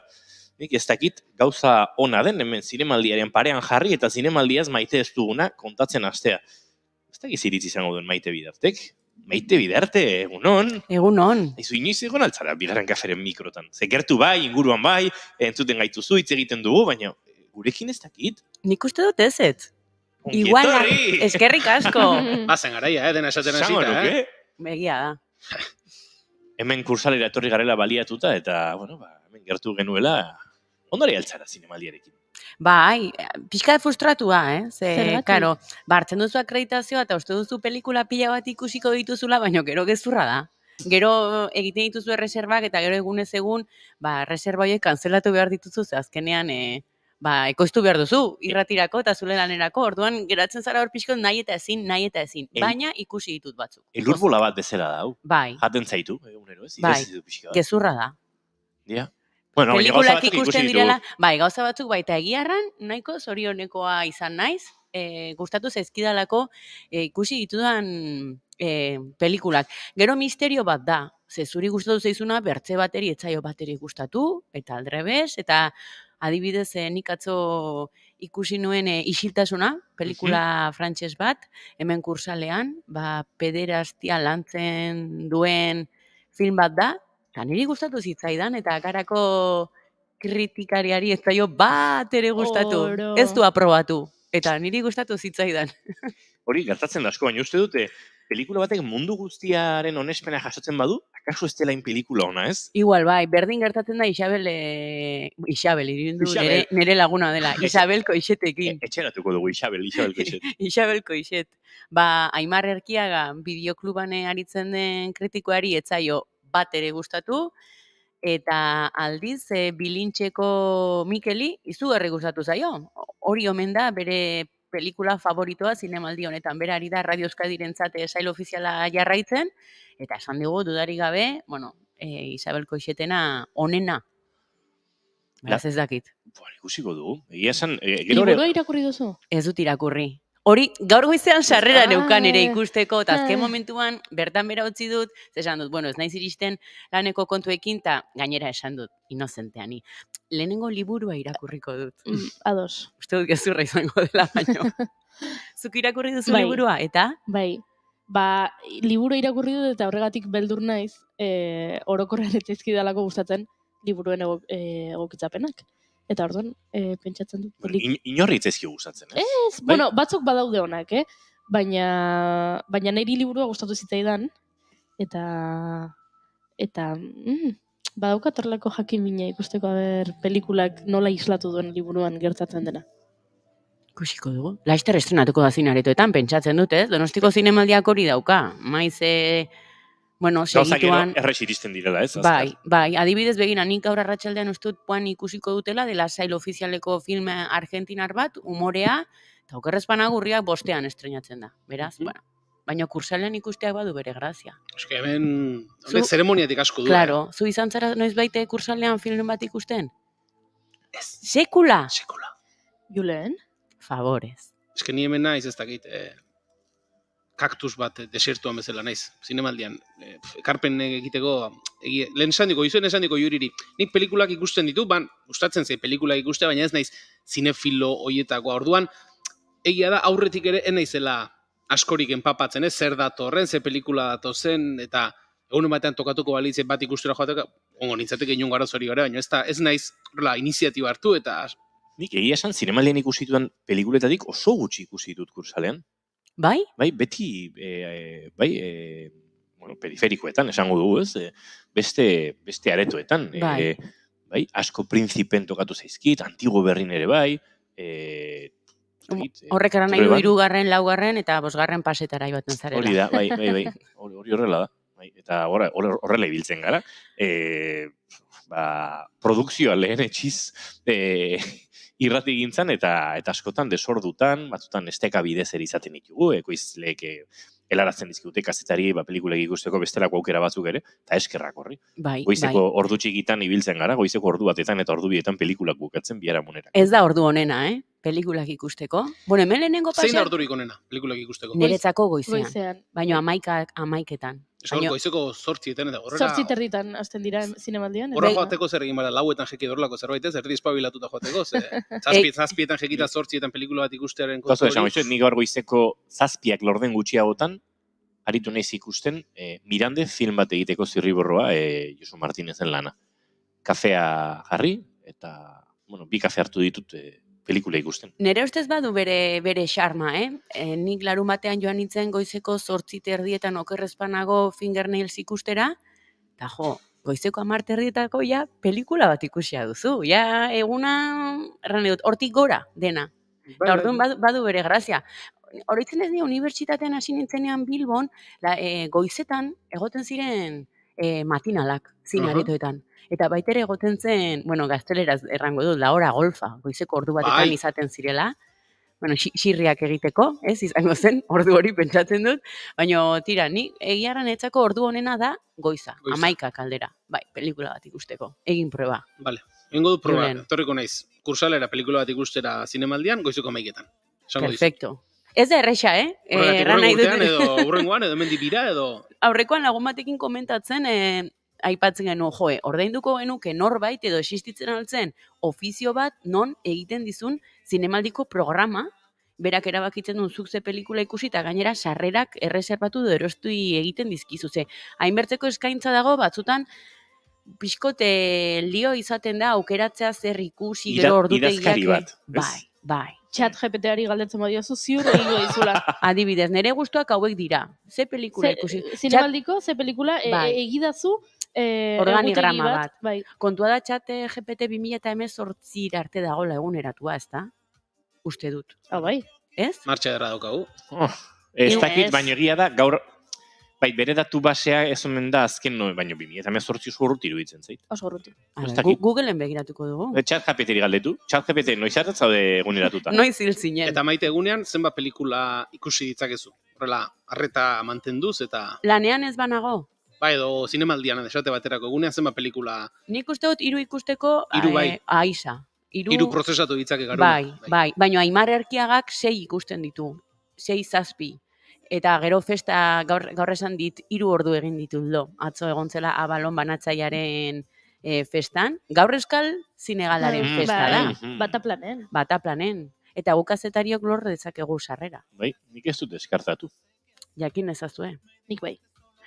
Eskatu duzu? Ez, deskartatu duela. Bai? Zergatik?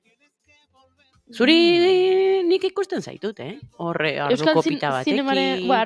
Ardo kopita bat oraintxe hartuko nuke gustora. Hola, goizeko megaterria dire, kontuz. Aizue, eta hemen pare-parean daukagun La Sociedad de la Nieve honen inguruan, zegiro, maite? La Sociedad de la Nieve da Baionaren azken filma, eta da publikoaren maitatuena. Bakizu urtero publikoak bozkatu egiten duela, eta hau da... gainera errango nuke inoiz, baino nota handiagoa duela. Orain naiz gogoratzen, baino errango nuke 9tik oso hurbil dagola, edo behar bada 9 pasatu duela. Atzo berazen lehena eta errango nuke mantendu duela. 9, 28. Eta zer? Da pelikula bat Netflixekoa. Eta uste dut horrekin haunitz esan dudala. Ez da zinemaldi kortea edo perfila duen filman nire ustez. Gero ez dakitzuek historia ikusi duzuen, edo badakizuen honen berri, dela... Bai, Goiurik prestatu dugu reportajetxo bat, eta aztertu du, zergatik daukagun istripuekin horrelako zine egiteko joera. Epika daukatelako. Gainera, istripu bat eta bizirik ateratzen dira, amasei zer eta oinez ibilita gero. Toma, spoiler. Ez da spoiler, Spoiler da. Ez da spoiler, zeba. Film honen 26... Gertakari honen 26 liburu idatzi dira, 3 pelikula egon dira. Joaten bazara Mendoza aldera Argentinan 3 eguneko ibilaldiak daude abioiaren ondarrak ikusteko. Ez da spoiler bat. Da pixka Titaniken... Esatea ondoratu egiten dela ontzia. Sentitzen dut, Goiuri. Ez zaudea dos? Gaztea zarata. Hori da kontua. We were flying high like a feather in the wind. Never giving much thought. Kursal parean kartel zerrenda batek zatitzen du errepidea. Badira auto eta bankuen iragarkiak, badira jaialdiaren beraren promozio irudiak, baina batez ere laizter estreinatuko diren pelikulen argazkiak ikustitzakegu. Eta horien artean pare-parean dugu askorentzat aurtengo jaialdiko pelikula izango dena. La Sociedad de la Nieve, Juan Antonio Bayona katalanak zuzendutako filma. Pregunto para quién serán esas imágenes. Tal vez sean para nuestras familias. Volveremos a vivir en su imaginación. ¿Qué nos pasó? ¿Qué pasa cuando el mundo te abandona?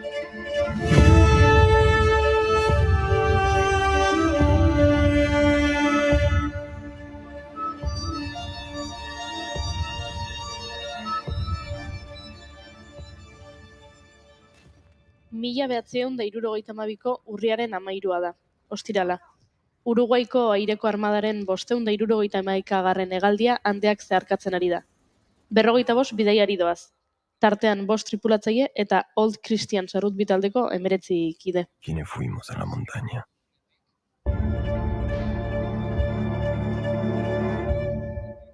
Odeiek mendiak esaltzen dituzte. Kopilotua, Dante Lagurara teniente koronela dago agintean. Kurikora Txilera iritsi direla pentsatu du, eta iparraldera biratu behar duela erabakitzen du. Txileko hiriburuko Los Cerrillos aireportura jeisteko. Ez da konturatu nabigatzaileak dioela oraindik Kuriko 70 kilometrotara dagoela.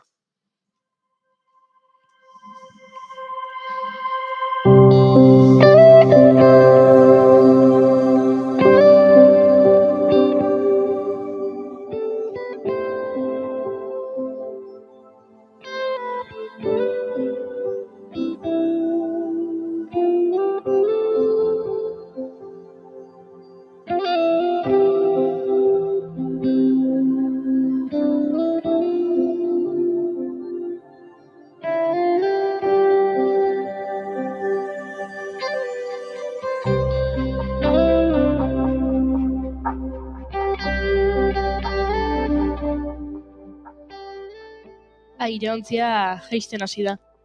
Goizegi eta azkar oso azkar. Mendi baten kontra jo du. Bi hegalak eta itsasekzioa moztu dira. Fuselajea 350 km/h abiaduran irristan doa mendian zehar. Bapatean, 3570 metroko altueran geratu da hegazkina. Andeetako mendikatean, Malargüe departamentoan, Mendoza probintzian. Argentinan Txileko mugatik 1200 metrora.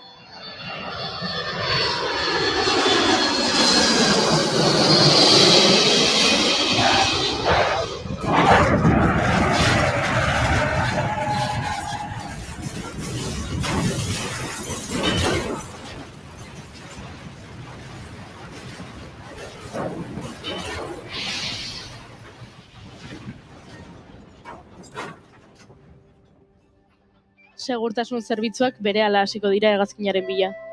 Eta hainbat aldiz egingo dute hegan istripuaren tokiaren gainetik hurrengo egunetan. Baina ezin izango dute fuselaje zuria ikusi, elurrak estalita baitago. Urriaren 21ean bilak eta ahaleginak bertan bera geratuko dira.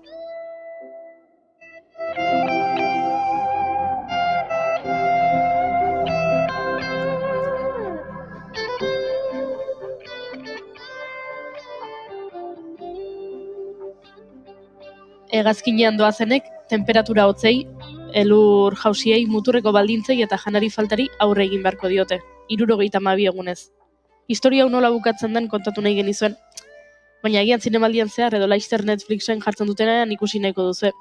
Beraz, spoilerrik ez egitea erabaki dugu, baina Maitek egin ditu dagoeneko, beraz, badakizue zer gertatzen den.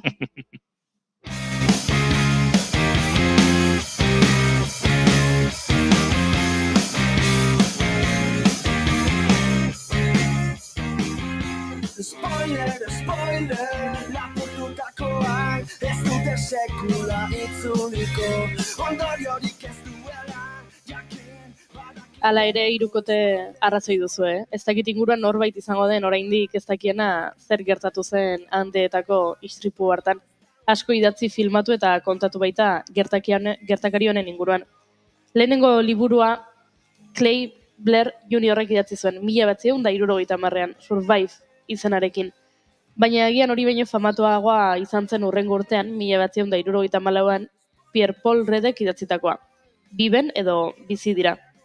Riden liburua bizirik atera zirenei eta haien familiei egindako elkarrizketetan oinarrituta, arrakasta kritikoa izan zen eta ez fikziozko lan herrikoi ospetsuena izaten jarraitzen du. Harperrek 2005ean berrin premiaketa bat argitaratu zuen, sarrera berrikusi bat eta elkarrizketa berriekin. Horrez gain, urte askoren ondoren, Roberto Canesak, istriputik bizirik irtentzenak, tenía que sobrevivir como un accidente aéreo en los Andes inspiró mi vocación para salvar vidas liburu idatzi zuen. Bertan kontatzen du nola bizitakoak mediku izateko bokazioa berpiztu zion.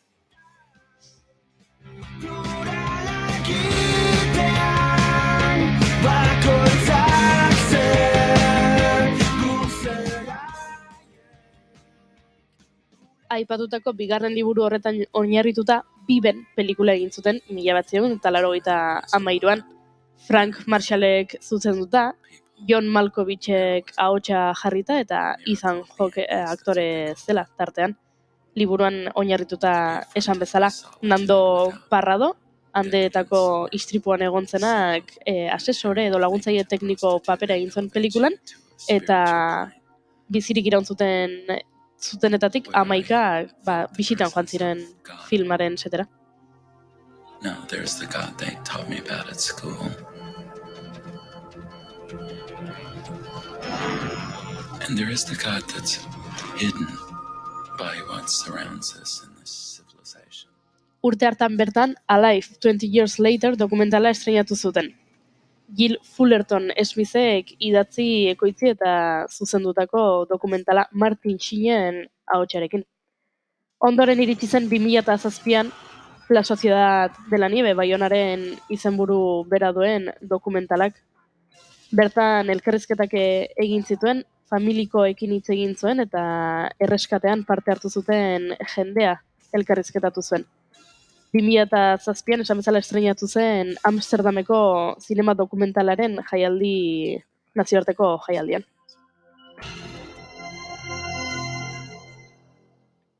Eta orain, Baionak La Sociedad de la Nieve pelikula ekarri digu Donostiara. Zergatik dira horrelako filmak hain arrakastatsuak, zergatik hainbeste pelikula gertakari beraren ingurukoak, besteen zoritxarrak liluratzen gaitu? Zenbat eta zorte txarrago izan orduan eta zirrara handiagoa? Edo katarsia beharatu dugu, kalte egin liezaguketen gauzez ditugun kezka erreprimitu guztiak aitortu eta askatzeko? Ba, agian biak. Harvard Unibertsitatearen arabera, arrazoia morala da. Horrelako istorioak ikusten ditugunean, ezin dugu burutik kendu nola iraungo luken gure arrazoiketa moralak, kontu handiz eraikitakoak egoera katastrofiko batean. Zer gidatuko luke zure jokabidea horrelako gertakari batean?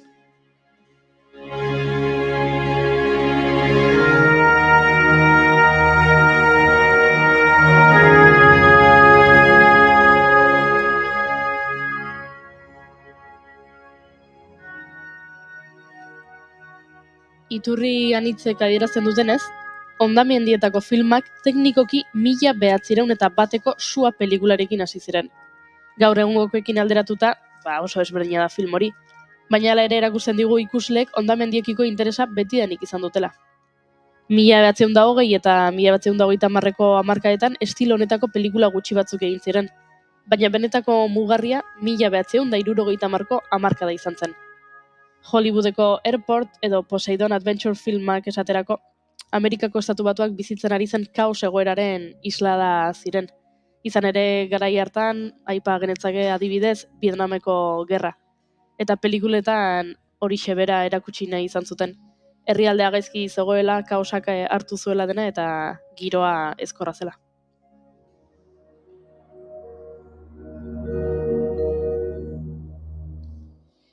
Laurogeita hamarreko hamarkada ordea, oro har mundu mailan esperantzarako hamarkada izan zen. Hamarkada hartakoak dira Deep Impact Independence Day edo Volcano bezalako pelikulak. Hemen spoilerra egingo dut maite, pelikula horietan guztietan dena ondo ateratzen da.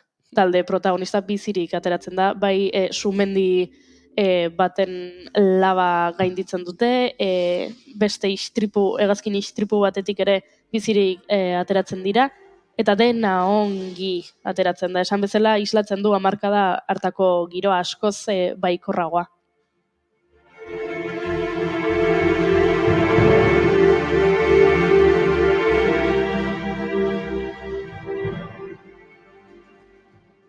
Garren hamarkadan efektu espezialak iritsi ziren eta, klaro, teknologia horrekin zer egin, ez duzu egingo sukalde batean gertatzen den elkarrizketa bati buruzko pelikula bat.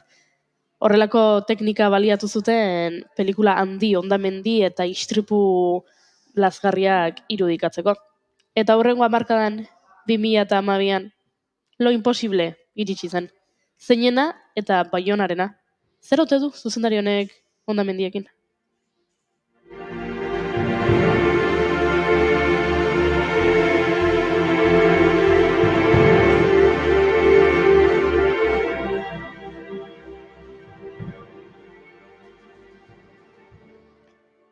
Bueno, kaso kritiko egizan, baina morborako joera pixka bat badu Baionak, ez? Bai, eta gainera ongi egiten du, Gauz bat argitu nahiko nuke, igual leno nik komentatuarekin norbaitek pentsa dezake ez zaitela gustatu zait pelikula. Eta gainera, baina da Netflixeko pelikula bat, eta nik uste dut gustatzeko egina dagola eta publiko orokorrerako. Eta egia da, errandut festivalarena ze, batzutan festivaletan edo pelikula festivaleroak daukate beste egitura bat. Batzutan nik eskertzen dute, hasiera korapilo bat eta bukaera bat duten pelikulak, eta azkarrak direnak. Orduan, nik uste dut gustatuko zaizuela, pantalla handian ikustea txoiazo bat da, ez dakizuen etxeko telebistak nolakoak diren, nik ordenadorez ikusten ditut, baina horren nahi dut merezi duela, nire ustez ikustea, baina, bada epikoa, morbosoa, eta pixka bat dramatikoa. Pixka bat epikoa, pixka bat morbosoa eta pixka bat dramatikoa ere, bada gure kolaboratzaile berri den eta dagoeneko Iruñetik gurera bat egiteko prest dagoen. Ez dago prest, zer duzu? Arkakuxo egunon, prest altzaude? Ez zaitugu entzuten? Ara? Handeetan galduta zaude Arkakuso. Kaixo. Orain bai. Orain bai. Arkakuxo egunon. Egunon, handetan ez, Iruñan bai. Bazara pixka bat epikoa, pixka bat dramatikoa, eta pixka bat ez dakit zein zen Maitek erabili duen beste adjetiboa, baina uste dut, balekoak zaizkizula, ez? Iruñe, zer? Bai ez? Ze ba, esan? Ez dakit, egia esan. Ba, espero nuen zer horrek argitzea, baina bestela beste irubit, topatuko ditugu. Ah, bueno, bai, a ver, eske, claro. Salatua eta Saltxera? Saltxera. Bai, baina badakizu ni horrela izan da ze gertatzen den. Zoek orain non zaudete? Zinemaldian, Donostian. Zinemaldian. Ba, badakizuen ni ez naizela inoiz egon zinemaldian. Ara. Sekula ere ez? Ez. Egon naiz Donostian, zinemaldia izan den unean, baina zinemaldian berean ez. Baina badut poltsa bat, zinemaldiko poltsa. Ara, gu baino gehiago badaukazu dagoeneko, ze zinemaldiko poltsak aurten izan dira pixka dola desiratu bezain lorrezinak, ez da? Fake. Nik uste dut Arkakuso jendea ibiltzen dela hemen Donostian zinemaldiko boltsarekin. Eta akreditazioarekin, ez? Eta akreditazioarekin, eta ez duela pelikula bat bera ere ikusten. Izan daiteke. Aurrekoan Twitterren nori izan zen, hasiera errastiri irakurri niola ea akreditazioarekin dutxatu daiteke, galdetzen zuela Twitterren. Bueno, hombre, gauzat esango dizuet, hemen beroa egiten du, hor lepoti zintzilika egun oso akreditazioak, izerdia, hola azal arrastoa hartu behar dute, igual dutxan ez dakit, baina eskua garbitzeko momentuan hola pixka bat zinta hori garbitzeare legoke gaizki, Hor, aste bete pasata gero, mierda, erra, parrandak, tragoak, izerdia, akaso beste zerbaitan ibili bali mazara, beste zerbaiterik iko duzure akreditazioaren tirez. San Ferminetako akreditazio dirudi, parranda, izerdia... San Ferminetan ez da akreditaziorik behar. Ez da maite. Akreditaziorik ez dakit, baina baimena segun eta ze gauza egiteko, bai, debekuan zabiltzate. Baina tira, hori gerorago landuko dugun zerbait da. Kontua da, Arkako isozuk baduzula, olako, ez dakit, maite dut zerrenda bat prestatuta zinemaldiaren inguruan. Eta, hankaz gora jarri gaituzu, baina, tira, ez kara hasiko hemen gu ere debekuan, ez da, utziko dio, Arkako hori zinemaldia gorrotatzen, edo, bueno, zinemaldiako gauza batzuk gorrotatzen. Bai, gorroto dut egotea, ze esan dut ez, ni zinemaldian egon naizela, zinemaldia izan denean egon naizela Donostian. Ba, gorroto dut jendea joatea lehenik eta behin akreditazioarekin eta poltsarekin eta merchandising guztiarekin eta egiten los txatxiguais, gero lehen esan duzen bezala ezer egin ez dutenean. Gero, ere... Ez dakitzuek ikusi duzuen, hor lehenengo filan zaudetela nolabait esatearren kursal parean. Edo, kursal parean ibiltzen diren pertsona horiek ea famaturen bat ikusten duten. Hombre, famatu batzuk hemen di bueltaka badabiltza. Bai. Eta ez dira esartu, zuenera? Guk nahi ditugun famatuak bakarrik ekartzen ditugu. Ah, bale, BIP. Bai. VIP. Osea, akreditazio bereziarekin. A ber, guri, ez dakit, Jordi Ebole agertzen bada hortik, besterik gabe. Agur bat egiten diogu, ez hemendik, apa Jordi, eta listo, ez da. Bai, baina ez dakit, Edurne Azkarate pasatzen baldin bada, noski gurera sartu, kafea eskaini, Hombre, eske Edurne. Elkarrezketatu egiten dugu, eta gainera proposatzen digu asperdurari goda bat egitea, horrelakoak noski maite ditugu gehiago. Jordi Ebole... bere joera sasi demagogikoan, ez dakiten beste maite dugun, bakoitzak baditugu gure tirriak eta gure filiak eta gure fobiak eta zuk zureak zinemaldiarekin, eta bai badagoen jendea akreditazioa jarri eta look guztiarekin dijoana. Badago zinemaldi look bat, ez maite? Bai, ez da soilik akreditazioa, Ez. Zer gehiago da. Bai, ez, eguzkitako betaurreko batzuk nik uste erosten direla espresuki zinemaldirako. Hola. Marka jakin batekoak. Bueno, edo txatxiguai xamarrak izan behar dute. Ez dute baliu da. Estilo antzekokoak. Eta ez badira eguzkitako betaurrekoak, izango dira ikusteko betaurrekoak. Morire, bai. Baina betaurrekoak, fijo. Graduatuak ezakigu. Ez dakigu graduatuak dauden, edo ez dauden. Gero, esan bezala tote baja, boltsa, zinemaldiko boltsa, edo zinemaldiko ez balin bada, askok eramaten dute ez dakitze koiztetxeko boltsa. Alegia, motxila bat edo bandolera bat ez, tote baja behar du izan maite. Zer, esan. Bueno, ni pixka defendatuko dut zinemaldiko eta festivaleko jendea. Akreditazioarena nik uste dut komodidade arrazoi bat daukala. Ze akreditazioa behar duzu alde batera eta bertzera esartzeko, ordun iristen alda momentu bat, non ezakizu ez da non dagoen, ordun honena da zintzilik eramatearena. Nik zintzilik eramaten dut, baino gordeta, adibidez, beti kamiseta barruti sartzen dut. Eta gero, neri festivaletako outfitak, iruditzen zaizkit asko zokerragoak, zinemaldikoak baino. Ni Bebeka Lifeen egon nintzenean, eranon, Jesus, Maria eta Jose. Zer da hau? Osea, ezin zinen joan, ezin zenun kontzertu bat ikusi, loradun, ator bat eta purpurina eman gabe. Ordun? Hori egia da. Nik uste dut zinemaldiko... Nahiko tamainan ikusten duzu maite. Arropak komodotik asko dutela. Erran edut jendea joaten da lasai, pelikulak ikustera eta lanera. Hemen beraien alde, akreditatuen alde. Maite, baina guk oso estandar ikusten zaitugu, alegia. Maite bidarte eguneroko maite bidarte ikusten dugu gaur. Ez zara mimetizatu gehiagi defendatzen duzun estetika horrekin, ez? Ez nauzulako galetan ikusi. Gaur gabean akaso ikusiko dut bidarte 2.0 bat? Ez dut uste. Ai! Bueno, Iruñe Astizi uste dut, postaria etorri zaiola, postal bat jaso duzu Iruñe? Bai, bueno, ari dira uzten. Bueno. Ba, kontatuko diguzu, nahi baduzu. Hemen sekretutxoak. Aizu, bueno, sekretutxoak, bai. Haterismo hau, ondo dago, pixkat utzi garren izu, baina guazen pixkat, zurera, ze gertatu da San Fermin txikitorekin, azkenean pixa egitea egon da, ez da egon, haze saltza daukezuen Iruñe herrian, ez? Bai. Bueno, kontua da,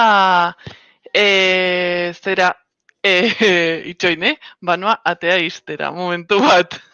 Ya está, itxi dute. Ya está. Kontua da, aurreko egunean nola pixontzien inguruan hitz egin genuela, San Fermin txiki hasi baino bi egun lehenago edo egun berean, udaletxetik, Iruñeko udaletik esan zuten debekatzen zituztela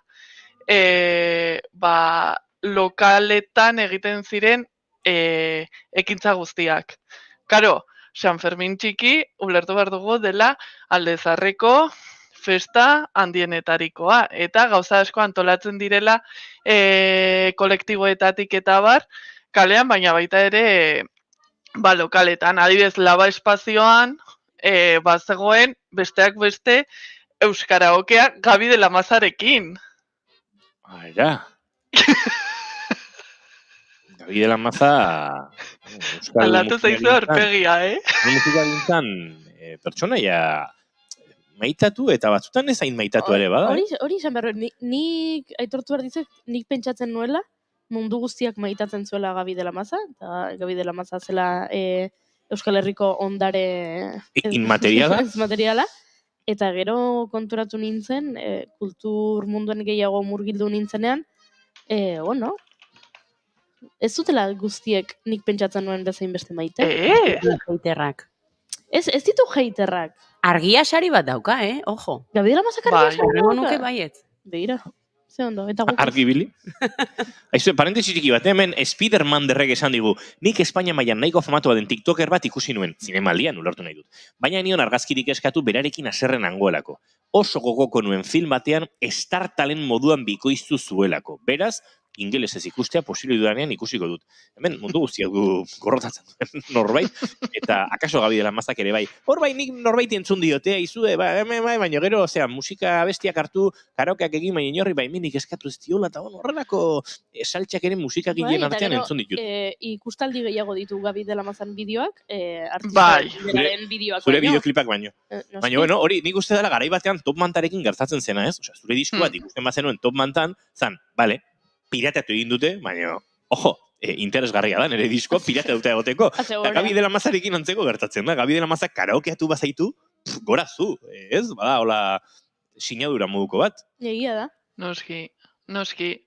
Bai, horrela, asteburua pasatu da ederto askoan, osea, superongi, gauzak egiten jarraitu ziren, orain ikusi beharko da ea eraginik egon ote den, ze sare sozialetan sartu baldin bazarete, eta laba espazioa jarraitzen baldin baduzue, laba aipatzen dut ze euskarak okea hitz egin dugunez, bertan ikusi ahal izan zen Instagram storietan jendea kantatzen, Gabi de la Maza bera kantatzen ere, atope bigarren urtea da, eta bueno, labaz hitz egiten, lehen pasatu naiz Gaztelu plazatik, ze badakizu laba espazio Gaztelu plazan dagoela La Perla hotel ezagunaren alboan, eta normalean bazeukaten hor euren, labaren lokalaren aurrekaldean, beste tabernaren terraza jarrita. Gaur etzeon. Ara. Eta horrek esan nahi du, izan daitekela urtebete eta gero, labakia terraza izateko aukera duela. Ikertu behar dugu. Aste bete daukazua ikertzeko eta argitzeko. Bai, ikusi beharko dugu, eta entzuleak ere, labaren Twitter eta Instagram kontuetara adi egotea, ze bertan, suposatzen dut, esango digutela edo kontatuko digutela zerbait. Aizue, gauza bat, hemen igarotzen arien jendearen artean gauza xilero bat gertatu zait. Ze ikusi du tipo bat. Ui, Mikel Pagadi, ez. Zera, Koldo Almandoz. Eta Julen begiratut, eta esan dit, Eta horreko kinetaz, ez naiz. Posible da, Koldo Almandoz, Asier Ormaza eta Mikel Pagadi pertsona bera izatea. Niri jasorik egin. Mikel Pagadik ez dauka, inola ere, Koldo Almandozekin antzi. Mikel Pagadi etzela esango nuke, Betaurrekoak zituen? Euskitako betaurreko gitzuen. Bai, Ray-Ban Wayfarer batzuk oso Koldo Almandoz dira, oiek. Gabardinarekin joaten zen? Edo hiru laurden... Polo batekin. Mauka motzeko polo batekin zion. Nik egin dut ikerketa bat, akreditazioen kontura. Azkeneko 5 minututan, 45 pertsona pasaira akreditazioa gabe, eta akreditazioarekin. 14 hemen, akreditazioarekin. Euneko 30 borobildu du, zifra. Euneko 30. Bueno, Iruña, agurtu aurretik, badakit baduzula galdera bat, oso serio aguri egiteko, nik argitzearen, Mikel Pagadi neronek deskartatu dut, izan da, Pagadi, ez, Koldo Almandoz da. Baina gero Ormaza haute zen, eta hori jazalantzak. Koldo Almandoz Ormaza, nio desente altua da. Eta Ormaza esateko? Eta Ormaza ikusten balin baduzu, ez duzu pentsatzen ara Almandoz, pentsatzen duzu ara Arkaitzkano. Hori da, berdin esan behar noen.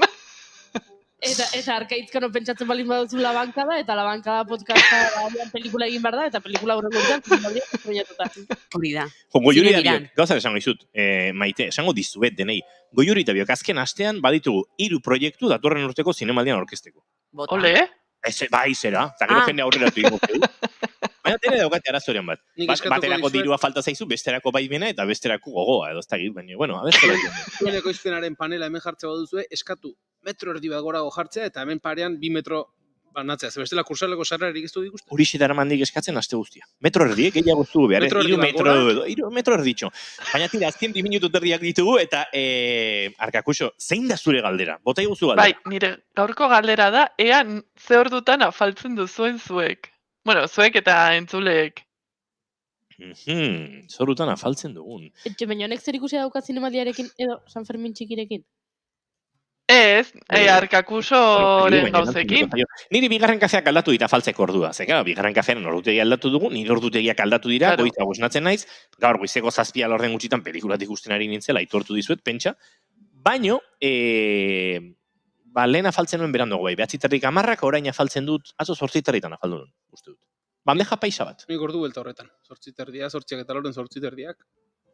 Nik berandu orokorrean, beranduago. Oso gaizki badakit. Eta nik ere bai, oso berandu. Eta oso gaizki, Maite? Bai, baina 8 oraindik kalean nago edo nire aisialdi momentuan. Edo lanean, batzuetan. Eri naizia udazken negurako prestatzen. Piskaten aurreratu, argi gehiago, zartzen behartet argiarekin harreman gehiago ala bai. Lengoan gertatu zitzaidan gauza bat oso kuriosoa, dela oso berandu iritsi nintzen etxera, eta esan, bueno, nola berandu den ez dut afalduko. Eta gero ezin nuen lorik egin. Gosea. Baina ez nekien gosea zela. Biharra, urrengo gunean ernatu nintzen, eta erran nuen, gosea zen. Gero badago bestea, oso berandu afaldu eta asko, eta goizeko bostetan esnatzen zarela. Gibela lanean ari delako. Bizitza oso komplikatua da. Minutu bat 12 Iruñe, ondoriorik badago afaltzeko orduaren inguruan, edo urrengo astean helduko diogu honi jarraipen modura? Datorren astean helduko diogu. Informazio gehiagorekin eta zergatik egin dudan galdera hau ere pixkat azaltzen. Kare sozialetan egingo du halako estadistika moduko bat, eta 3 ordu franja emango ditugu adibidez, gure entzulek noiz afaltzen dute jakin duzagun, ondo? Venga. Nik galdera bat egingo dizut Arkakuso, azkar. Esan. Pentsatu urrengo zerako. Zenbat alditan pentsatzen duzu Erromatar Imperioan? Zure bizitan. Vale. Eta egingo dugu horren inguruan. Venga, vale. Iruña astiz, musu ondi bat, eta datorren astera arte. Berdin. Izan ondo, aio, eta zuei entzulen goiuri, entzuleak bagoaz, agur, izan ondo, bihar arte zinemaldian jarraituko dugu, aio!